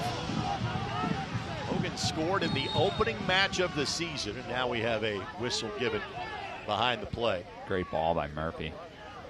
And you're right, Hogan attacking that ball, big body, kind of near post here. Let's see a replay. It's coming in. Just gets a touch on it. Sits it directly at Rankenberg. Good reaction save. Great left paw that time by the third-year pro. That's why you like in-swingers, meaning if it's on the left side, you got a right-footed player with the ball kind of curling towards the goal. It's easier. You just get a little touch on it. It can redirect on frame as it did there from Hogan. Another good read by Hogan. Hogan's been in and out of the lineup. We have now seen goals scored by all 4 of the primary defenders issued by the Indy 11. Hogan, O'Brien, and Afemu, and James Musa. Rendon had broken off the run. Chizza will make Polak expend a little energy to go get that. By the way, this is the only goal that has been scored in 3 matches so far. Loudon leading Sacramento, Loudon and Sacramento 0-0. Good closeout by Chizza. Nothing comes of it as Fricky's long distance ball was blocked by Chisholm. And Rhode Island and Birmingham are still scoreless in their match again. San Antonio and Hartford, they kick off in about 10 minutes. San Antonio. Draw for the semifinals will be tomorrow morning on the CBS Sports Galazzo Network at 9:30 Eastern Time. The semifinals would be Wednesday, September the 10th. Mark your calendars accordingly. Lindley. Greenville has got to try to turn things around. I think he's got to work through Mensa. They got to try to find him in the attack. Rendon and Williams. Almost a kind of a replay of the first goal from Indy. Rendon over to Williams. Polak, his first kind of misstep of the game. So you're right there, gave Rendon the opportunity. Just didn't hit that the way he was hoping to. Musa got a boot to it. Robles the target. Here's Marsh. Marsh's cross. Hogan, a touch. Sims will eventually collect. Good like combo. The overlapping run here, Musa. Sliding boot to clear it momentarily. Corvino. Salt will simply watch that one go all the way through. That ball is still in play. And maybe eventually the laws of physics will take it across the touchline for a throw. If only I could putt the ball as straight as that ball was crossed that time all the way across the field. Great sliding play by Musa there to get that one out of trouble after a great combination play up the middle from Greenville. Fans, you can show your Indy 11 Prague exclusive IMCU Indy 11 debit card at any IMCU branch or online at imcu.com today.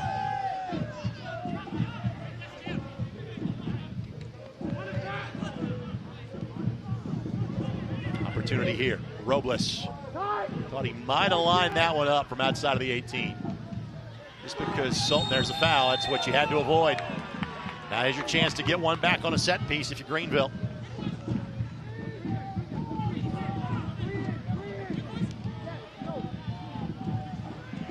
Greenville's kind of they've had a good 90 seconds to 2 minutes here to kind of turn the tides a little bit. You see a replay here. Musa just couldn't stop in time. It's unfortunate because Murphy got a toe on it, so he didn't really need to really make all that much contact there. But oh well, foul here. Dangerous opportunity for Greenville. It is Evans, the first-year pro, who'll take it. Leads the team in assists with 5. That is 3rd in League One. And again, that is just in League One matches when you give those stats on the season. These matches, not counting the standings, these are separate matches from a stat standpoint. You're gonna need something pretty special to get past Salt from here. See what they carve up. Evans has a hit. Steers outside of the 18 and he resets for a moment. Chapa Herrera. Eventually back to Evans. Femu and Salt. Played that exceedingly well. Salt with clean sheets against both League One competitions. Actually only played in one of those matches, I say that out loud. Charles Cook got the nod against one Knoxville and got the win. First substitution making his way toward the Greenville bench. I believe that is Zeke Soto, the teenager who is on loan from the Charleston Battery. Chisholm plays Foster, has Rendon ahead to the right.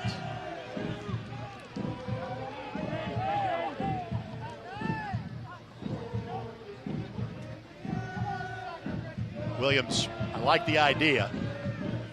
Follow up by Murphy and just couldn't get through. Corvino. It is Zeke Soto that will enter the match. And we saw Zeke briefly last year for the Charleston Battery. Zeke is all of 18 years old.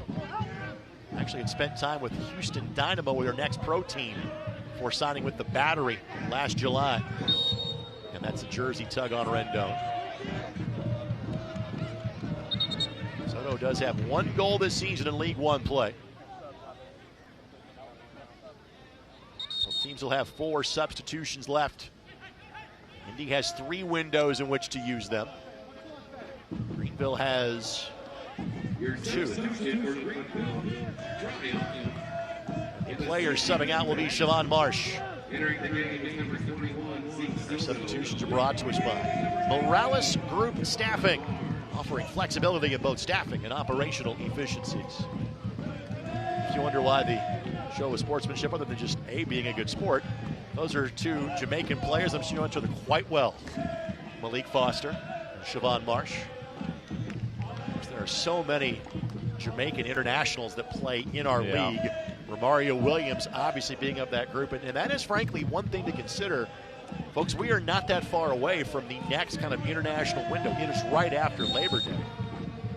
There's a good chance Indy won't have Romario Williams for a couple of matches as we get into September. Hogan got there first. Soto gets an immediate touch, but gets a bit much of it. And a goal kick coming.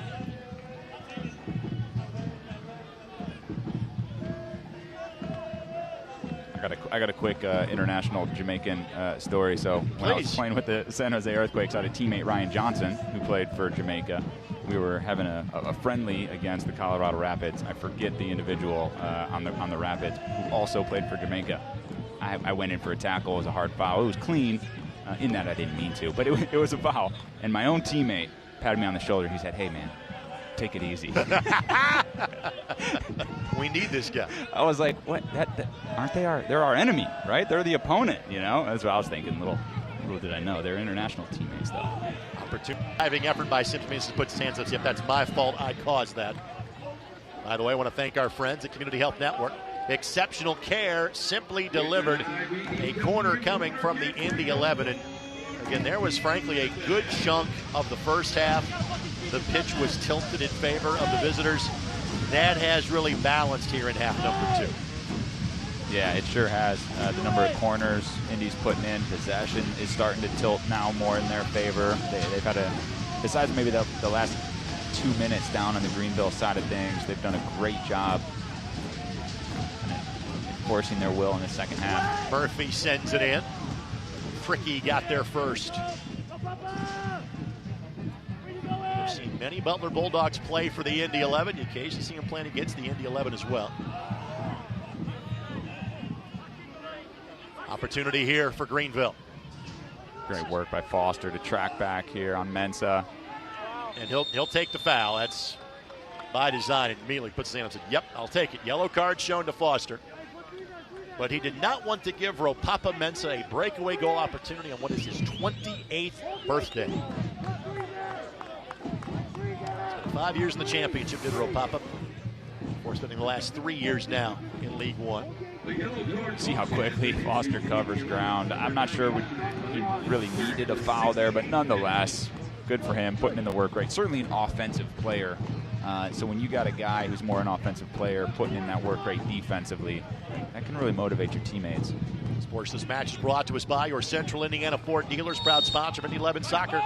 Visit your local Ford dealer today for great deals on your favorite Ford vehicle. It's Evans. Look for Sims on the back post with Fricky. The read by Hogan.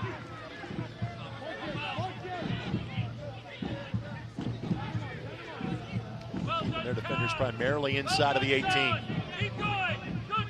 On a shell drill, Cam Lindley chasing right now. Yeah, great job. Great job by Cam Lindley. Pollock sends it in, and Salt had it read the entire way. Cam was kind of looking around like, hey, who's coming out to help me out here?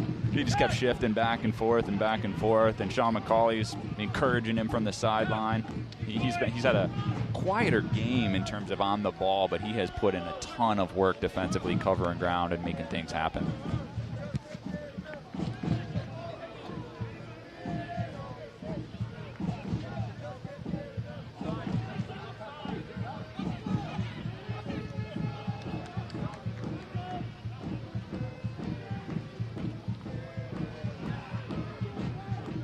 opportunity here. Robles the target, but again, Femu shifting over and handling it well. Oliver Bernays heading towards the fourth official. Maybe Rendon, maybe Foster for Bernays. Elvis Amo. I think he would likely be for Romario Williams. Speaking of Williams, how about that turn by Williams? The second touch just got away from him, but that was a thing of beauty to get to that point. Fresh legs about to come on for the Indy 11. Amo again scored on a beautiful assist from Cam Lindley on Saturday night. His 29th career assist in USL Championship play. Rendon sends it in. Track back by Rendon. And Femu, again, because he's so big, he never goes down. There's sometimes he's fouled, you just don't get it called because it's like trying to chop down a sequoia out there. Yeah, he is. Yeah, man, I've been very impressed with Ben Femu this year. And as you said, still a young player. But you're jumping in, switching subjects here, Ray. You're starting to see maybe a little bit of the difference of roster depth. Yep. Right? Greenville brings in an 18-year-old in Soto, whereas Indy is bringing in, sorry, I'm losing, Amo and Bernays. Right. Right? So just and Bernays, who is closer to Soto than Amo, has played in the league for 7 years, Yeah. So just a little different quality. And this is not a knock on Soto. He's a heck of a player, and he's got a bright future in front of him. Nonetheless, just a little bit of different quality there from guys coming in off the bench. So Elvis Amo and Romario Williams out. Murphy out, Bernays in. Our substitutions brought to us by Morales Group Staffing, offering flexibility in both staffing and operational efficiencies. Quinn the bending ball in, and that took a nick off of Chiza, I believe. Either way, it is a goal kick. And again, even if Indy has seemingly kind of got a handle on this now, you are one mistake away from this going to penalties, which is exactly what happened against Birmingham at the end of June. Indy led that match for almost the entire thing. Birmingham got a late equalizer, and on to kicks we went. Mensah trying to slide it through. Quinn up to the challenge. Great find. Amo. Bernays. Bernays, a guy that I think has played very well when getting the opportunity. It's just been tough to kind of crack the 18. He got hurt in April. We didn't see him for a while, and ever since, it has been tough for him to find his footing. His most regular playing time came when Rendon got hurt in March. Amo makes the turn, but would like to have that one back. Yeah, he did not get all of that. I think maybe he could take a foul there, but take a little bit touch closer to goal. I think he's got opportunity to maybe shoot that or just pick out a better pass across the mouth of the goal. This game's opening up a little bit here, though, Rake. Greenville's obviously needing a goal to equalize, and it's kind of a little bit more back and forth. Certainly a way different feel than the first half. Of course, this match is brought to us by the Denny Companies, tearing down the past so you can build the future. Another substitution about to head towards the Greenville bench. Pollock making the enterprising run. Now Sims. Cross doesn't get in. Bernays gets in the way. Bernays, the first native of Sweden to play for the Indy 11. Over 50 nationalities have been represented with the Indy 11 since 2014. His college soccer in the States, went back to play professionally in Sweden. Now playing as a pro for the first time. Who's your stat guy, Ray? Where do you get these? You track these? Me and Chad Gruby. Chad is the silent partner on the stats. The pride of Kokomo. Ben Zakowski, by the way, will be the player coming in for Greenville. Musa got something on it. And Amo takes a tumble. Throw incoming. Zakowski, by the way, 3 goals and an assist. Second-year pro. So this Greenville team is a unique mix of kind of first and second-year pros, but Guys that are in their second decade of being pros as well. By the way, Rhode Island has scored at Centerville Bank Stadium. They lead Birmingham.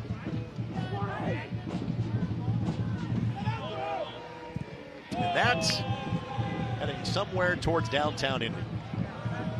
Yeah, it's a tough ball to get your hips around and get enough power from that distance to beat Solt. That's a big ask. And again, it's a big ask for Greenville. You are playing up. You played in California on Saturday. You fly directly here. They've been here for the last 3 days. And again, while they are accustomed to even warmer and more humid conditions than we are here, it is a break for them with that many matches, that much travel on their legs, that it's cooler conditions tonight.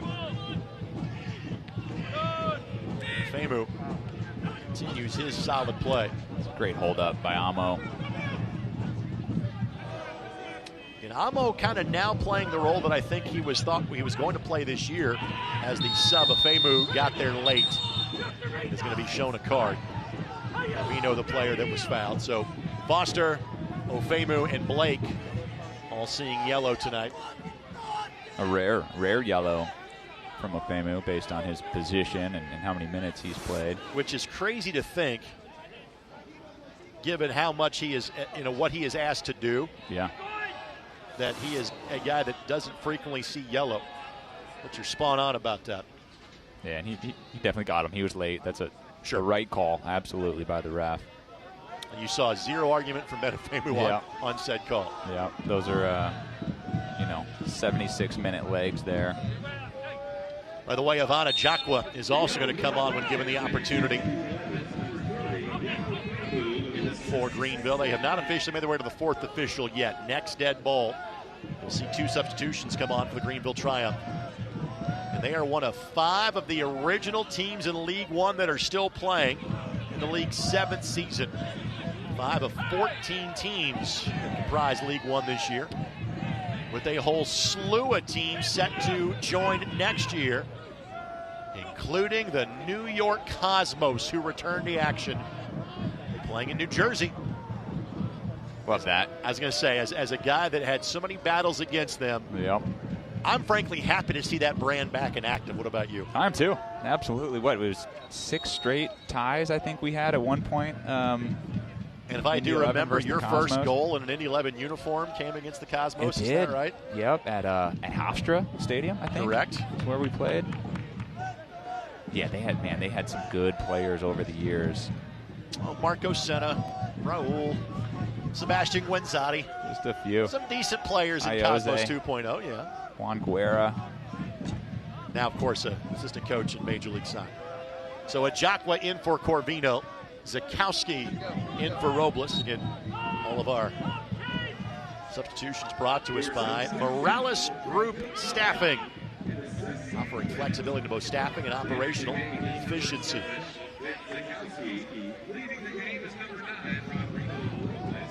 So fresh legs up top for Greenville. What can they do with it? It's fine to get to Rendon. Amo keeps Fricky on his hip. Breneas flying down the left flank, and Foster hits him in stride. Breneas on the cross. Amo couldn't tap it home.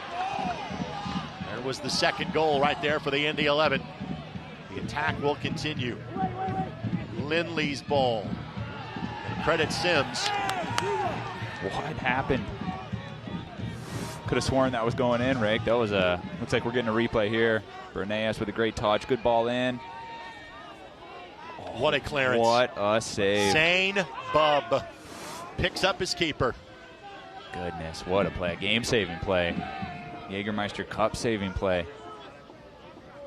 By the way, your Central Indiana Ford dealers, proud sponsor of Indy 11 Soccer. Visit your local Ford dealer today for great deals on your favorite Ford vehicle. That would have been almost 10th of the year, again, in all competitions. He has 5 in the championship, 3 in the Jägermeister Cup, and 1 in Open Cup play. Cam Lindley. Another veteran play. He's got a guy on his back. He's got a guy charging at him from his left and a guy charging at him from his right. He just puts his body in there and earns a foul. Cam has been old man crafty since he was a teenager. Yeah. Good ball. Foster the flick. Fricky got there first. Mensah sends Lindley flying. And those guys have had some battles over the years. A lot of familiar faces if you kind of see the championship on a regular basis on this Greenville side. Yeah, Cam's hopefully he's okay. He's probably not in a massive hurry to rush up, but he's doing a great job.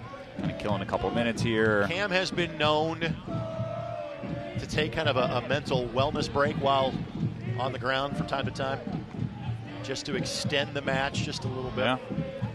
He's done a good job. I tell you what, who else has done a really good job since coming in is Elvis Amo.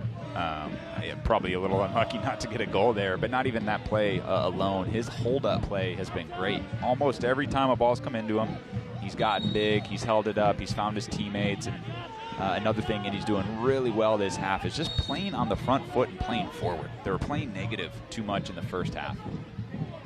Foster trying to isolate him into space. What a tackle. What a tackle opportunity here. It's Chapa Herrera that took it from Foster. Foster's sitting on a yellow, so he can't be overly aggressive in slowing down the play. Great reaction from Indy there to put that transition to rest. Looked real dangerous there, right? As soon as that tackle took place on Foster, Indy did a good job hustling back, getting behind the ball. Of course, this match is brought to you by the Keystone Group, specializing in transformational developments, construction, management, and investments. The lone goal belongs to Mario Williams. Indy's been nursing this lead for the last 25 minutes. Trying to advance on to the semifinals of the Jägermeister Cup. Last year was the Open Cup semifinals. The Cup run ended in late August. They're trying to extend this into September. Zakowski, his first meaningful touches of the game. Evans trying to make the turn. Hogan gets in the way, and the ball caroms its way to Aiden Quinn. Chiza couldn't fly it forward the way he wanted to. But right now, the most important thing for the Indy 11 is simply maintaining possession.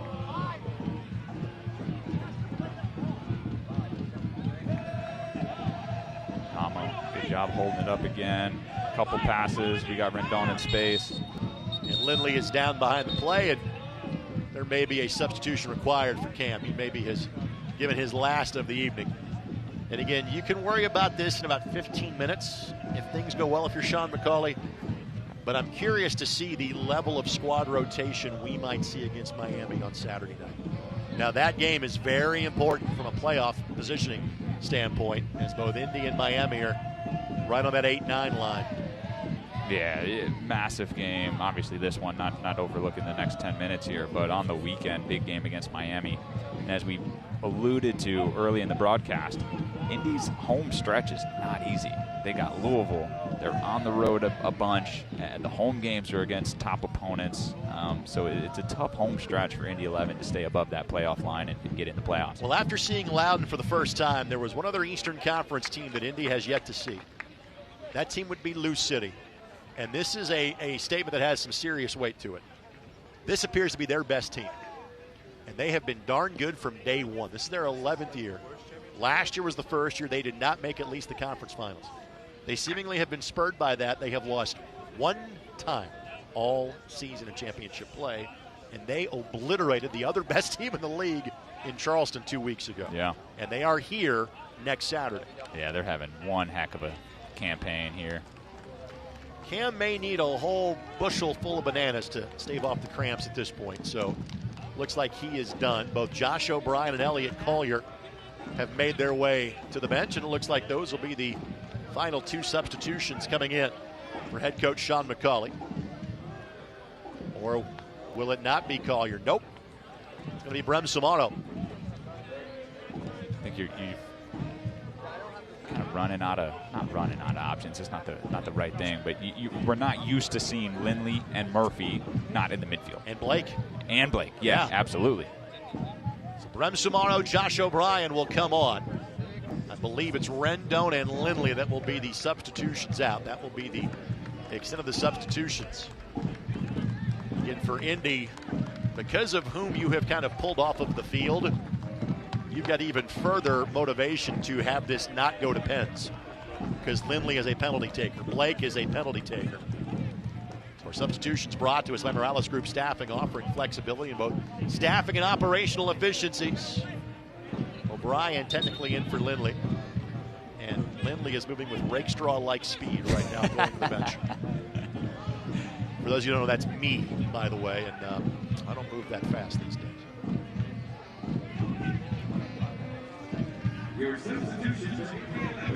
Sumaro. And it has been tough for Brem to find the lineup this year. Brem was one of the last 3 players brought in last year by the Indy 11 right around this time. Brem grew up in the Netherlands, was playing in the Canadian Premier League, played a lot the last third of the season, and kind of got injured early, and this team is so deep in the midfield. He really has not seen much action all season long. Great ball. Foster, Amo, the touch betrays him. And then O'Brien just enough to draw the foul. I think Amo he wasn't used to not having the defender draped on his back.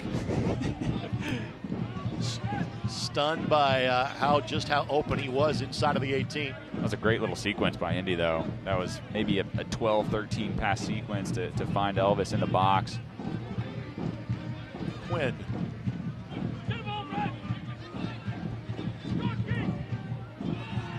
Mensah. Again, Quinn's touch, exquisite. Looking for the best deal in town. Check out the all-new Pabst Blue Ribbon deck next time you're at Carroll Stadium. Enjoy $2 PBRs all game long. Tickets available at Ticketmaster.com or the Indy 11 box office day of game. Pabst Blue Ribbon, because you deserve a blue ribbon. O'Brien does enough to find Sumaro. Foster. Right idea. So Collier and Reese Charles Cook will be the 2 substitutes that do not see action tonight for the Indy 11. And you can see it just time and time again. Indy forcing Greenville to play along. They're just collecting the ball and putting it right back in the half. Foster tried to play it across. Chiza hustling back. Achakwa to be fouled by Chiza. I'm not sure about that one. A quick glance of the other scores. Still 0-0 between Loudoun and Sacramento. Rhode Island a 1-goal lead against Birmingham. Those 3 matches started simultaneously. San Antonio and Hartford underway. That is 0-0. Indy will see Hartford September 3rd. There is certainly a possibility of Indy and Hartford see each other twice in 8 days. The last time they played each other was 4-4. No foul given there. Now a foul is given. By the way, Atkinson off the bench, the goal for Rhode Island. Entered in the 72nd minute and scored in the 74th. It's the other goal in the competition so far. Because the 43rd foul. So we're right on track from the first half into the second. Play it short. Herrera looking back post. Fricky the target, but again, you are not getting through the wall of Benefemu. See the display of sportsmanship there. Yeah, two really good guys. Fricky's Butler Bulldogs open up their season. They take on Western Illinois tomorrow night. Just across town at the Selleck Bowl. You can watch that match on ESPN Plus as well. And you'll hear a familiar voice calling it, by the way.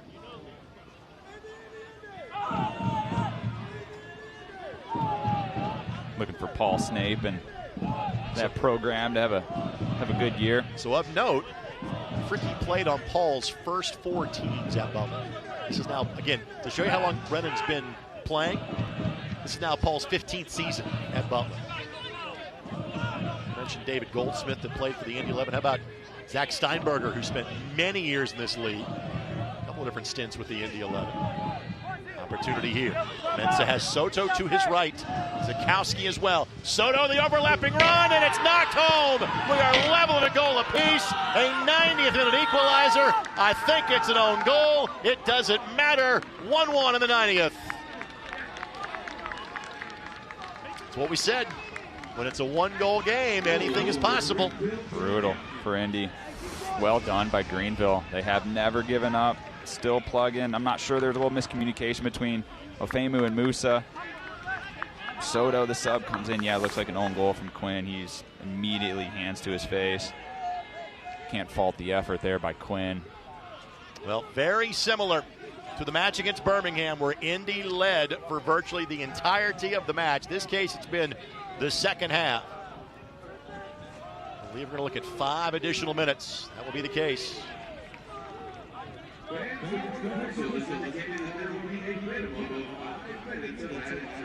Indy 11 fans have experienced this feeling a little too frequently this year. 17 points lost from winning positions by the Indy 11 in USL Championship play. He's had a couple of opportunities to make it too. Greenville still hanging around. The own goal brings us level. Can Indy avoid penalties? Indy has yet to trail in this competition. They have yet to put away this match. Handball is called against Sikowski. And one more sub about to sprint to the forefront here for Greenville. It is Anthony Patty that will be coming on. And Anthony, much like Corvino, a guy that hasn't played that much in league play for Greenville, he's going to get the nod here. Polak is done for the night.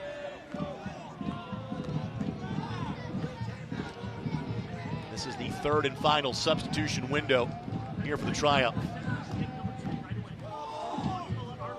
By the way, penalties will be at the Brickyard Battalion end, which is the end as you're watching this match. We get back to our primary game camera to your right. It took 8 rounds for the Indy 11 to beat Birmingham on penalties in late June. Are we going to get to pens? Let's see. Headed into the mix. Musa flicks it forward. Gets a touch again. O'Brien deemed to have committed an infraction.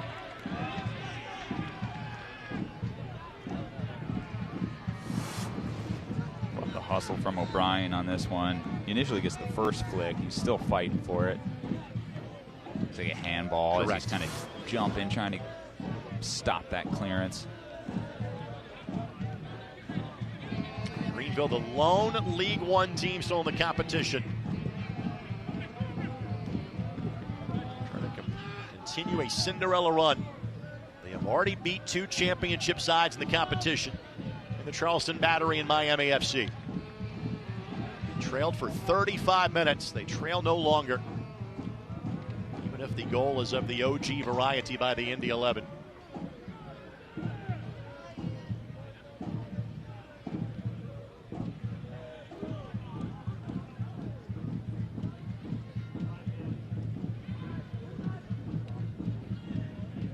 Finds Quinn. If this gets the penalties, Quinn will easily be one of the penalty takers for the Indy 11. But Blake and Lindley are both on the sidelines.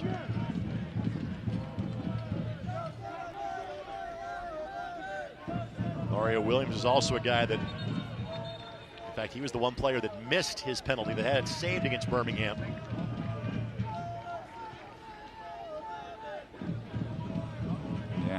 Number of the guys are out. They do have a number of attacking players. Usually it's tend to trend more towards attacking players to take PKs, but not always. In Amo and Foster and Chiza, as you mentioned, Quinn. Musa stepping up. Tune in tomorrow morning at 9:30 Eastern for the Jägermeister Cup semifinal draw live on the CBS Sports Galazo Network. Watch the draw and hear the expert analysis on all things Jägermeister Cup tomorrow at 9:30 a.m. Dangerous opportunity for Greenville with a long throw. Get another look at it. Hogan and Ofemu have done a really good job on pretty much all aerial balls this game. Look for Hogan to try to get on the end of this and clear it out of trouble for Indy.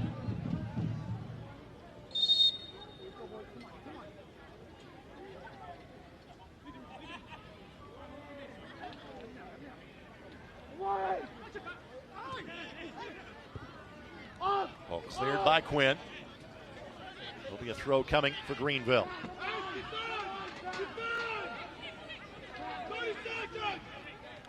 And the voice of Gabe Zapponi saying, hey, just 30 seconds left to go.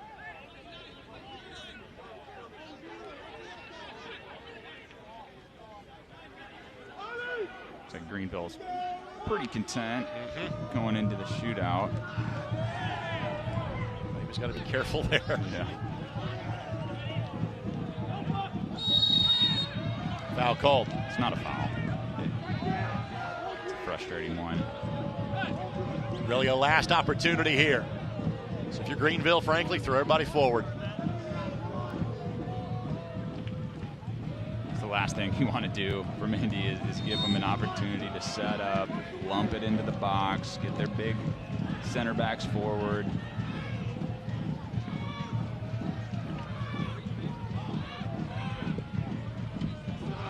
Bending ball, Salt the punch, and that's that. So, for a second time in 3 home matches, 90-plus minutes is not enough to settle it. This time it is for a berth in the semifinals. So we have 5 minutes until we get to additional time, and Hunter Salt may need a little work on a digit to make sure he is penalty ready when we come back to Carroll Stadium. This was not decided yet. To penalties we go. Tied at 1, Indy 11, the Greenville Triumph, as you're watching Jägermeister Cup Soccer on My Indy TV and ESPN+.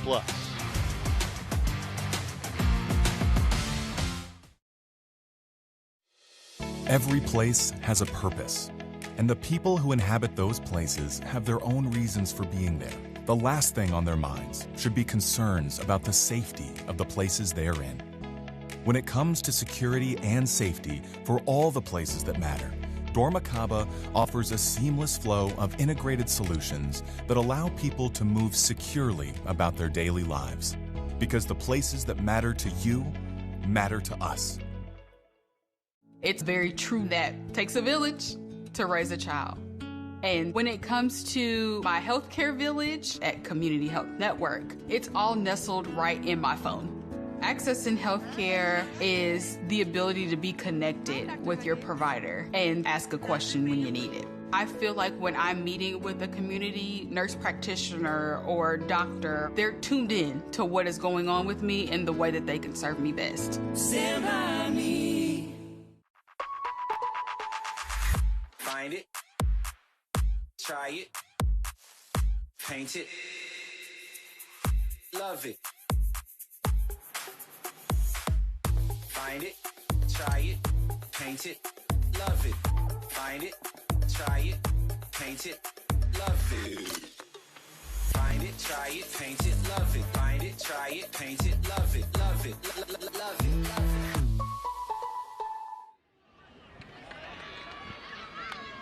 A late own goal for the Greenville Triumph means we are going to penalties to see who is on to the semifinals of the Jägermeister Cup.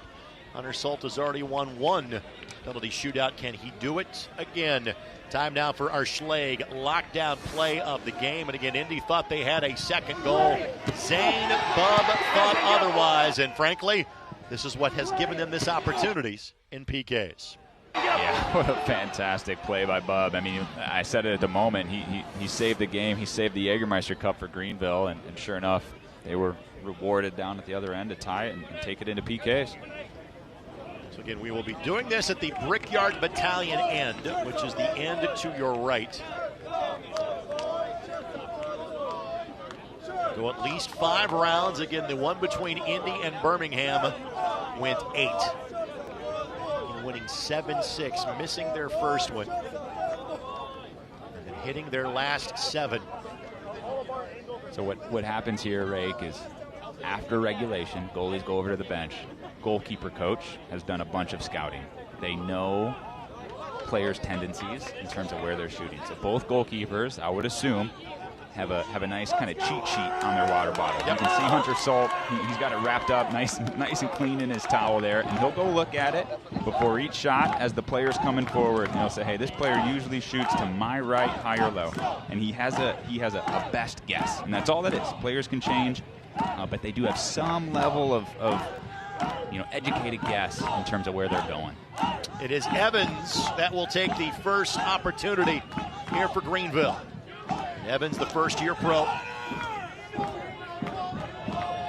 5 assists on the season.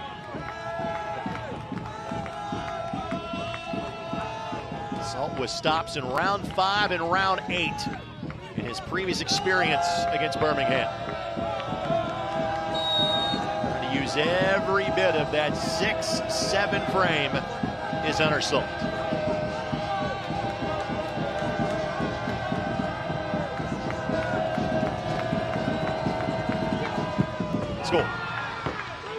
Salt dove left. Evans beats him the opposite side. One of the good for the visitors. It is Malik Foster who will take the first crack at it for the Indy 11. Foster last scored in the run of play in a loss to the Tampa Bay Rowdies back on June 25th. Malik has 2 goals on the season.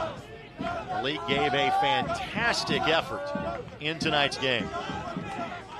He really did. I think he was certainly one of the bright spots for Indy, for sure. And obviously his hope is to cap that off with a PK here. Rankenberg. Score. Both sides connect with relative ease in round number 1. Calm, cool, collected take from Foster, which is what you'd expect. It is Fricky, the Butler Bulldog, that will make his way to the spot. Brandon is from Iowa. Spent many summers playing for the Des Moines Menace, including after his collegiate days were over at Butler. Spent time playing in Sweden before landing in League One, and has now spent his last 7 years playing in that league. In his old hometown, Fricky scores it. Salt has guessed wrong both times. That was a close one. Looked like crossbar and in. Elvis Amo up next for the Indy 11. Amo with 9 goals in all competitions this year. Thought he had his 10th. He would have it not been for Zane Bubb. Indy was fighting uphill in the shootout against Birmingham. Managed to hang around and win it at the end. Only time in those 4 matches they didn't get the full 3 points. Love this perspective from behind the target. Short run up by Amo. Effective. For Indy, this is their 3rd trip through a penalty shootout this year. Of course, all those in cup competitions. 5-4 against the Philadelphia Union. They lost in the Open Cup. Well, Elvis Amo scored in that match, too. So 2-2. Some good PKs here so far, Ray. 4 for 4. Guys are stepping up with confidence. Typically, you want to have your spot picked out. You don't want to change your mind. You don't want a goalie's movement to change your mind. You want to have your idea of where you want to go. You step back, you put your head down, you step up, you bury it. Chapa Herrera, formerly played for Mark Lowry in El Paso. 2 goals and an assist in league play on the season. Herrera scores it. Keepers have not been able to get a read so far. Attackers are 5 for 5, and that's 3-2 in favor of Greenville.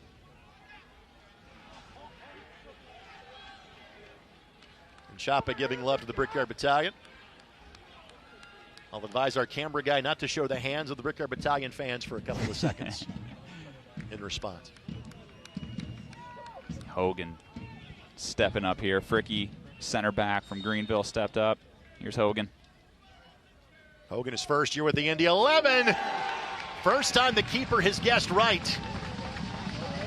Hogan hit one that kind of skipped off the turf. I'm not sure that was by design. That ball kind of bounced up and over the extended hand of Rankenberg. Yeah, we'll see the replay here. This is a fantastic angle, but great placement. Didn't have all of the speed. You're right. Kind of hopped up over. A line drive in the box score. So here is Zakowski. Second-year pro. Both have been spent with Greenville. Played his college soccer at Monmouth in New Jersey. Zakowski just taps it home. And the insult has guessed the wrong way each time. So now the pressure starts to turn up a little bit. As we get to round number 4, and it is Ben Afemu. So again, because of Cam Lindley being on the sideline and Jack Blake being on the sideline and James Murphy being on the sideline or Mario Williams being on the sideline, some guys that are kind of unusual penalty takers are the ones that are stepping up for the Indy 11. Afemu has done everything well tonight. That continues here. If you're nervous, don't take much time to think about it. Just go. 4 for 4. Got to imagine Quinn is Indy 11's 5th. You would think. I would think. One of the all-time leading penalty takers and makers in league history, like every other category. A lot of pressure on these last two. I say last two. Obviously, it could go future rounds, but this is Anthony Patty, who literally, you have to think he was put in for this at the very end of the match. They made a beeline to get him in. You would think it's for this reason. And Patty, right down the middle. Let Salt go diving out of the way. So you are now in must-make territory. And as expected, it is Aiden Quinn. Aiden, he was the man from the spot for the Indy 11 in 2023. All but 2 of his goals that year were on penalties, including one in his first match with the Indy 11 to equalize against Tampa Bay Rowdies in the 96th minute at Al Lang in March of 23. To keep the Indy 11 in the Jägermeister Cup, Aiden Quinn scores it. Oof. What a pressure moment from Aiden Quinn, and he delivers. You would expect nothing less from Aiden Quinn. So these two teams are combined 10 for 10. And for a second time in as many tries, we will go to extra penalties to decide the winner.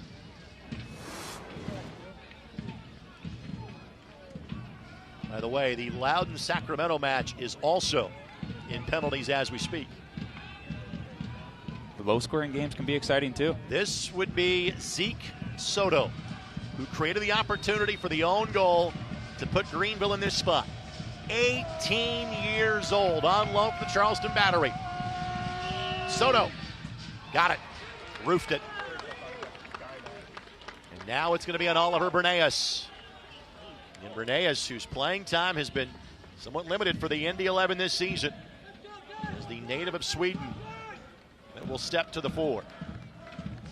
Greenville's had 2 PKs that were good, but certainly dangerous. And Fricky's that was high. Soto's that was pretty high. It went in, so counts the same. Big kick from Bernays. Bernays going quickly. Bernays did not hit it. That's it. Greenville is on to the semifinals. Cup run ends for the Indy 11. 1 missed penalty. It does them in the Open Cup.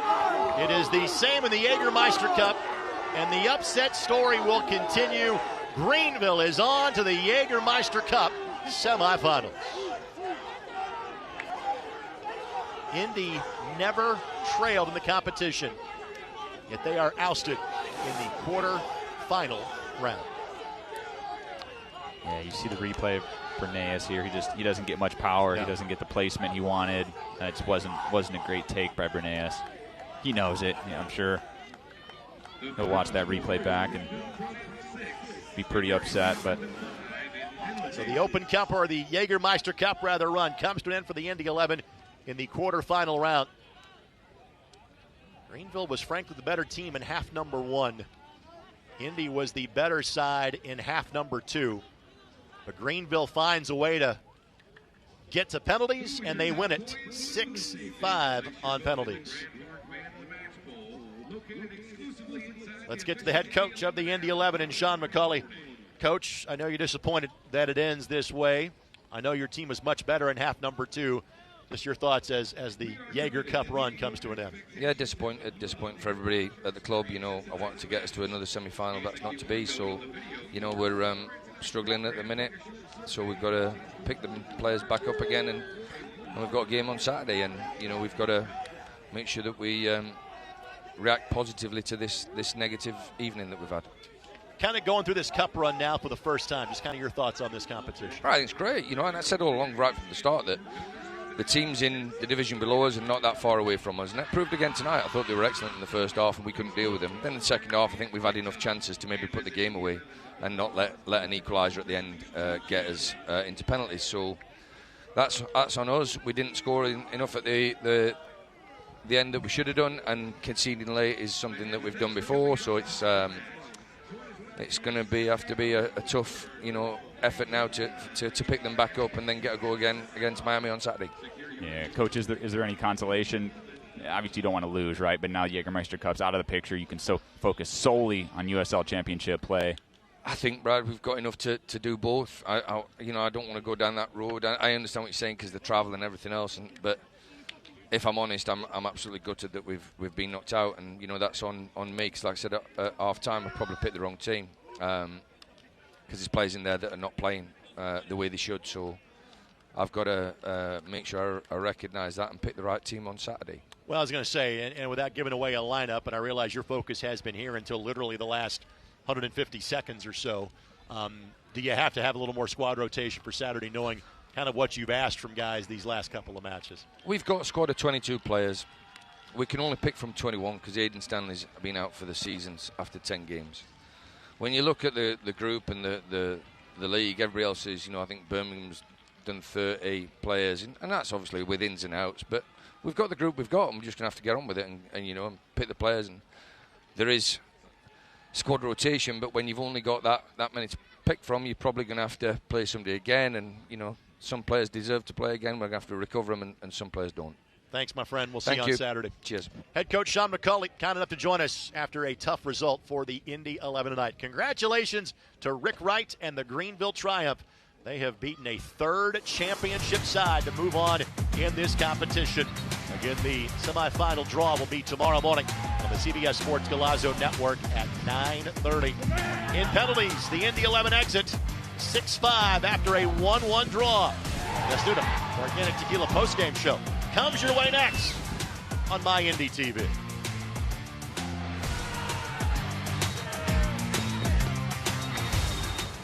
This copyrighted telecast of the United Soccer League cannot be retransmitted, rebroadcast, or reproduced without the express written consent of the United Soccer League.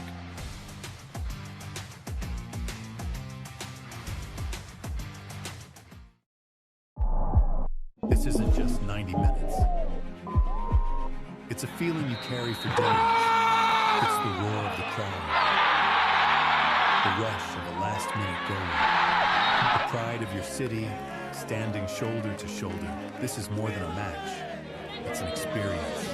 It's family. It's fire. It's Indy 11. Be part of it. Get your tickets now at indy11.com.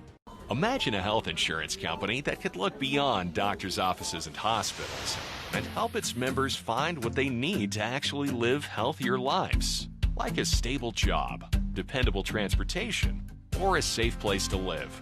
Well, that health insurance company is not only real, but making a real difference right now. At CareSource, we're removing barriers. We're improving lives. We're reimagining health insurance. Our team at Security Federal Savings Bank welcomes you to our newest location, our West Carmel branch on Michigan Road, here to serve you.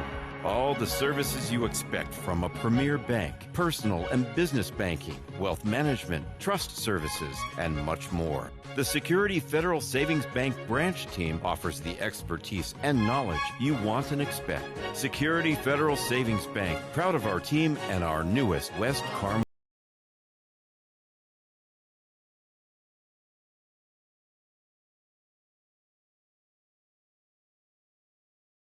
Downtown Indianapolis. In penalties, it's Greenville 6 and the Indy 11-5.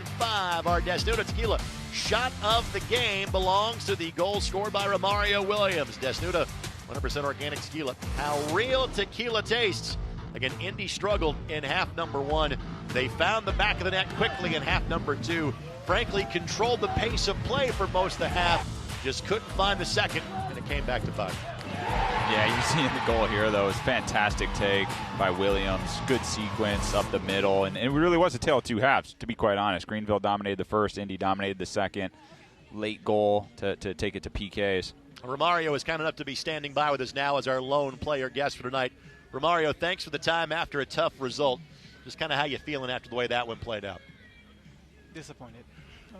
Very disappointed. Obviously, we had a golden opportunity to do something special in this club's history, to potentially advance to a semis, knowing what's at stake. And, I think from myself and every guy in that locker room, we're extremely, extremely disappointed with the performance tonight and obviously the end result.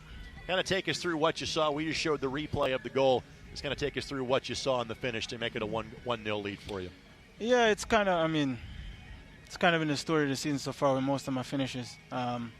Late run into the box, ball goes wide. Defense is, collapsing, sitting on top of the 6.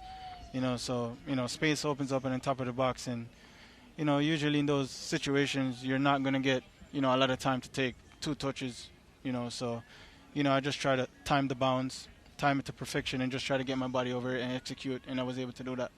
Yeah, it was a great finish. From our perspective here, it certainly felt like a tale of two halves where the team came out maybe a little flat in the first half. But then the second half, it was phenomenal. What adjustments were made? What did Coach McCauley say at halftime? What kind of prompted that changing of the tides? I mean, he just gave it to us. Rightfully so. We deserved every bit of it. But we knew it wasn't good enough. We knew we weren't playing nowhere close to our level, nowhere close to our ability as a group.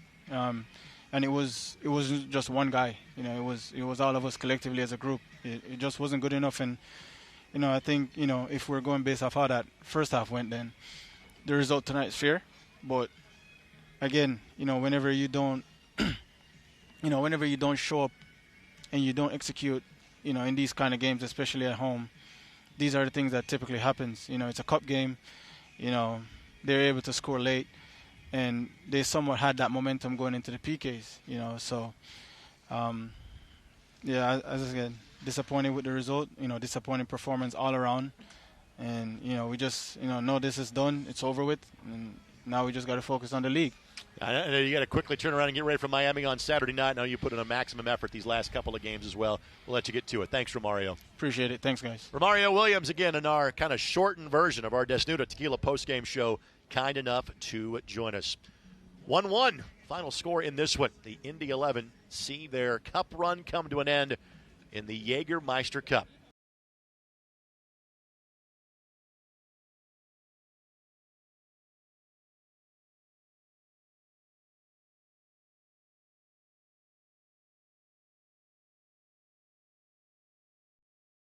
Our team at Security Federal Savings Bank welcomes you to our newest location, our West Carmel branch on Michigan Road, here to serve you. All the services you expect from a premier bank, personal and business banking, wealth management, trust services, and much more. The Security Federal Savings Bank branch team offers the expertise and knowledge you want and expect. Security Federal Savings Bank, proud of our team and our newest West Carmel location.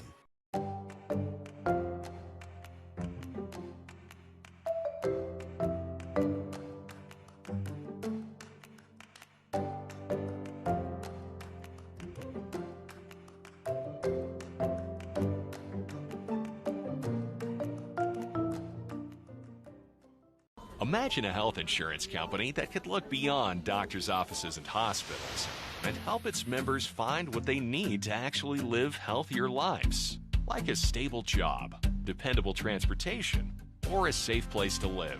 Well, that health insurance company is not only real, but making a real difference right now.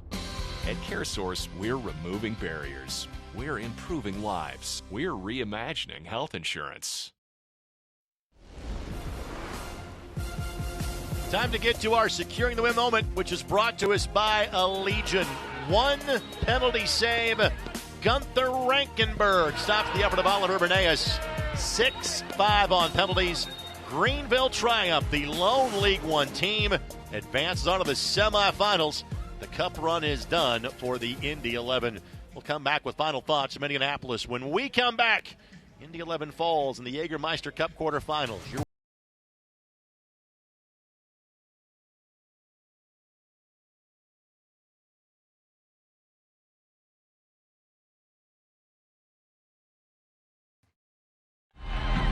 Victory takes all to me means that it takes everyone.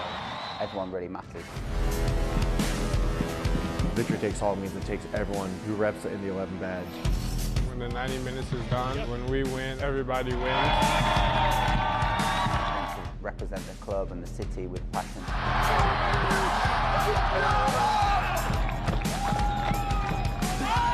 It's a community, a village that it takes to reach victory. Find it, try it, paint it, love it. Find it, try it, paint it, love it. Find it, try it, paint it, love it. Find it, try it, paint it, love it. Find it, try it, paint it, love it, love it, love it, love it. This is Molly. She loves road trips, hikes, her dog Max, and cars that fit her lifestyle, like this cool new ride that she got with help from Indiana Members Credit Union at a great low rate.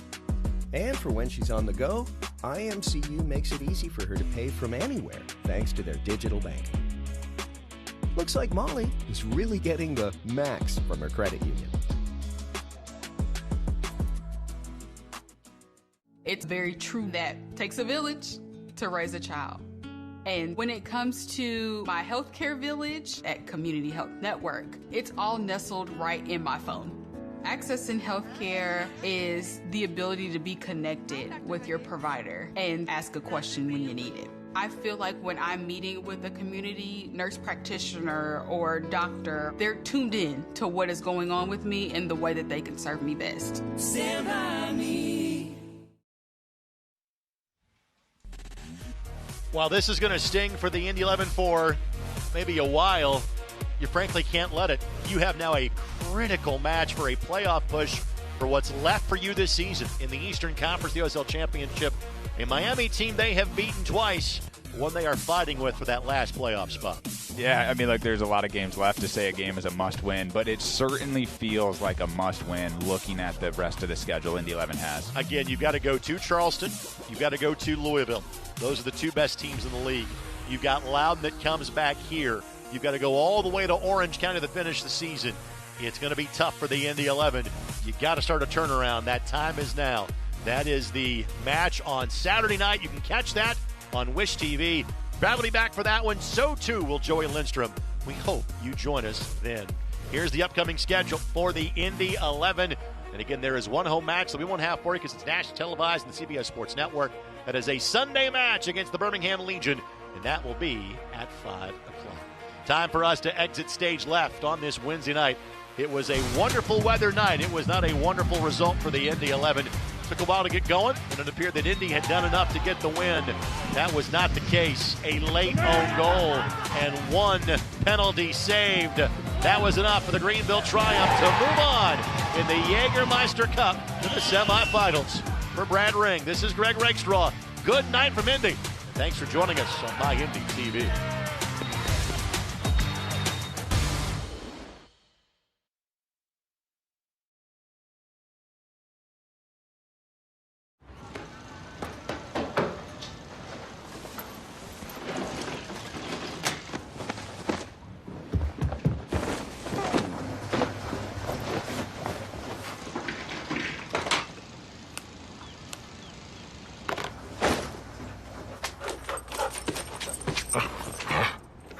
With more features to keep your account safe and secure.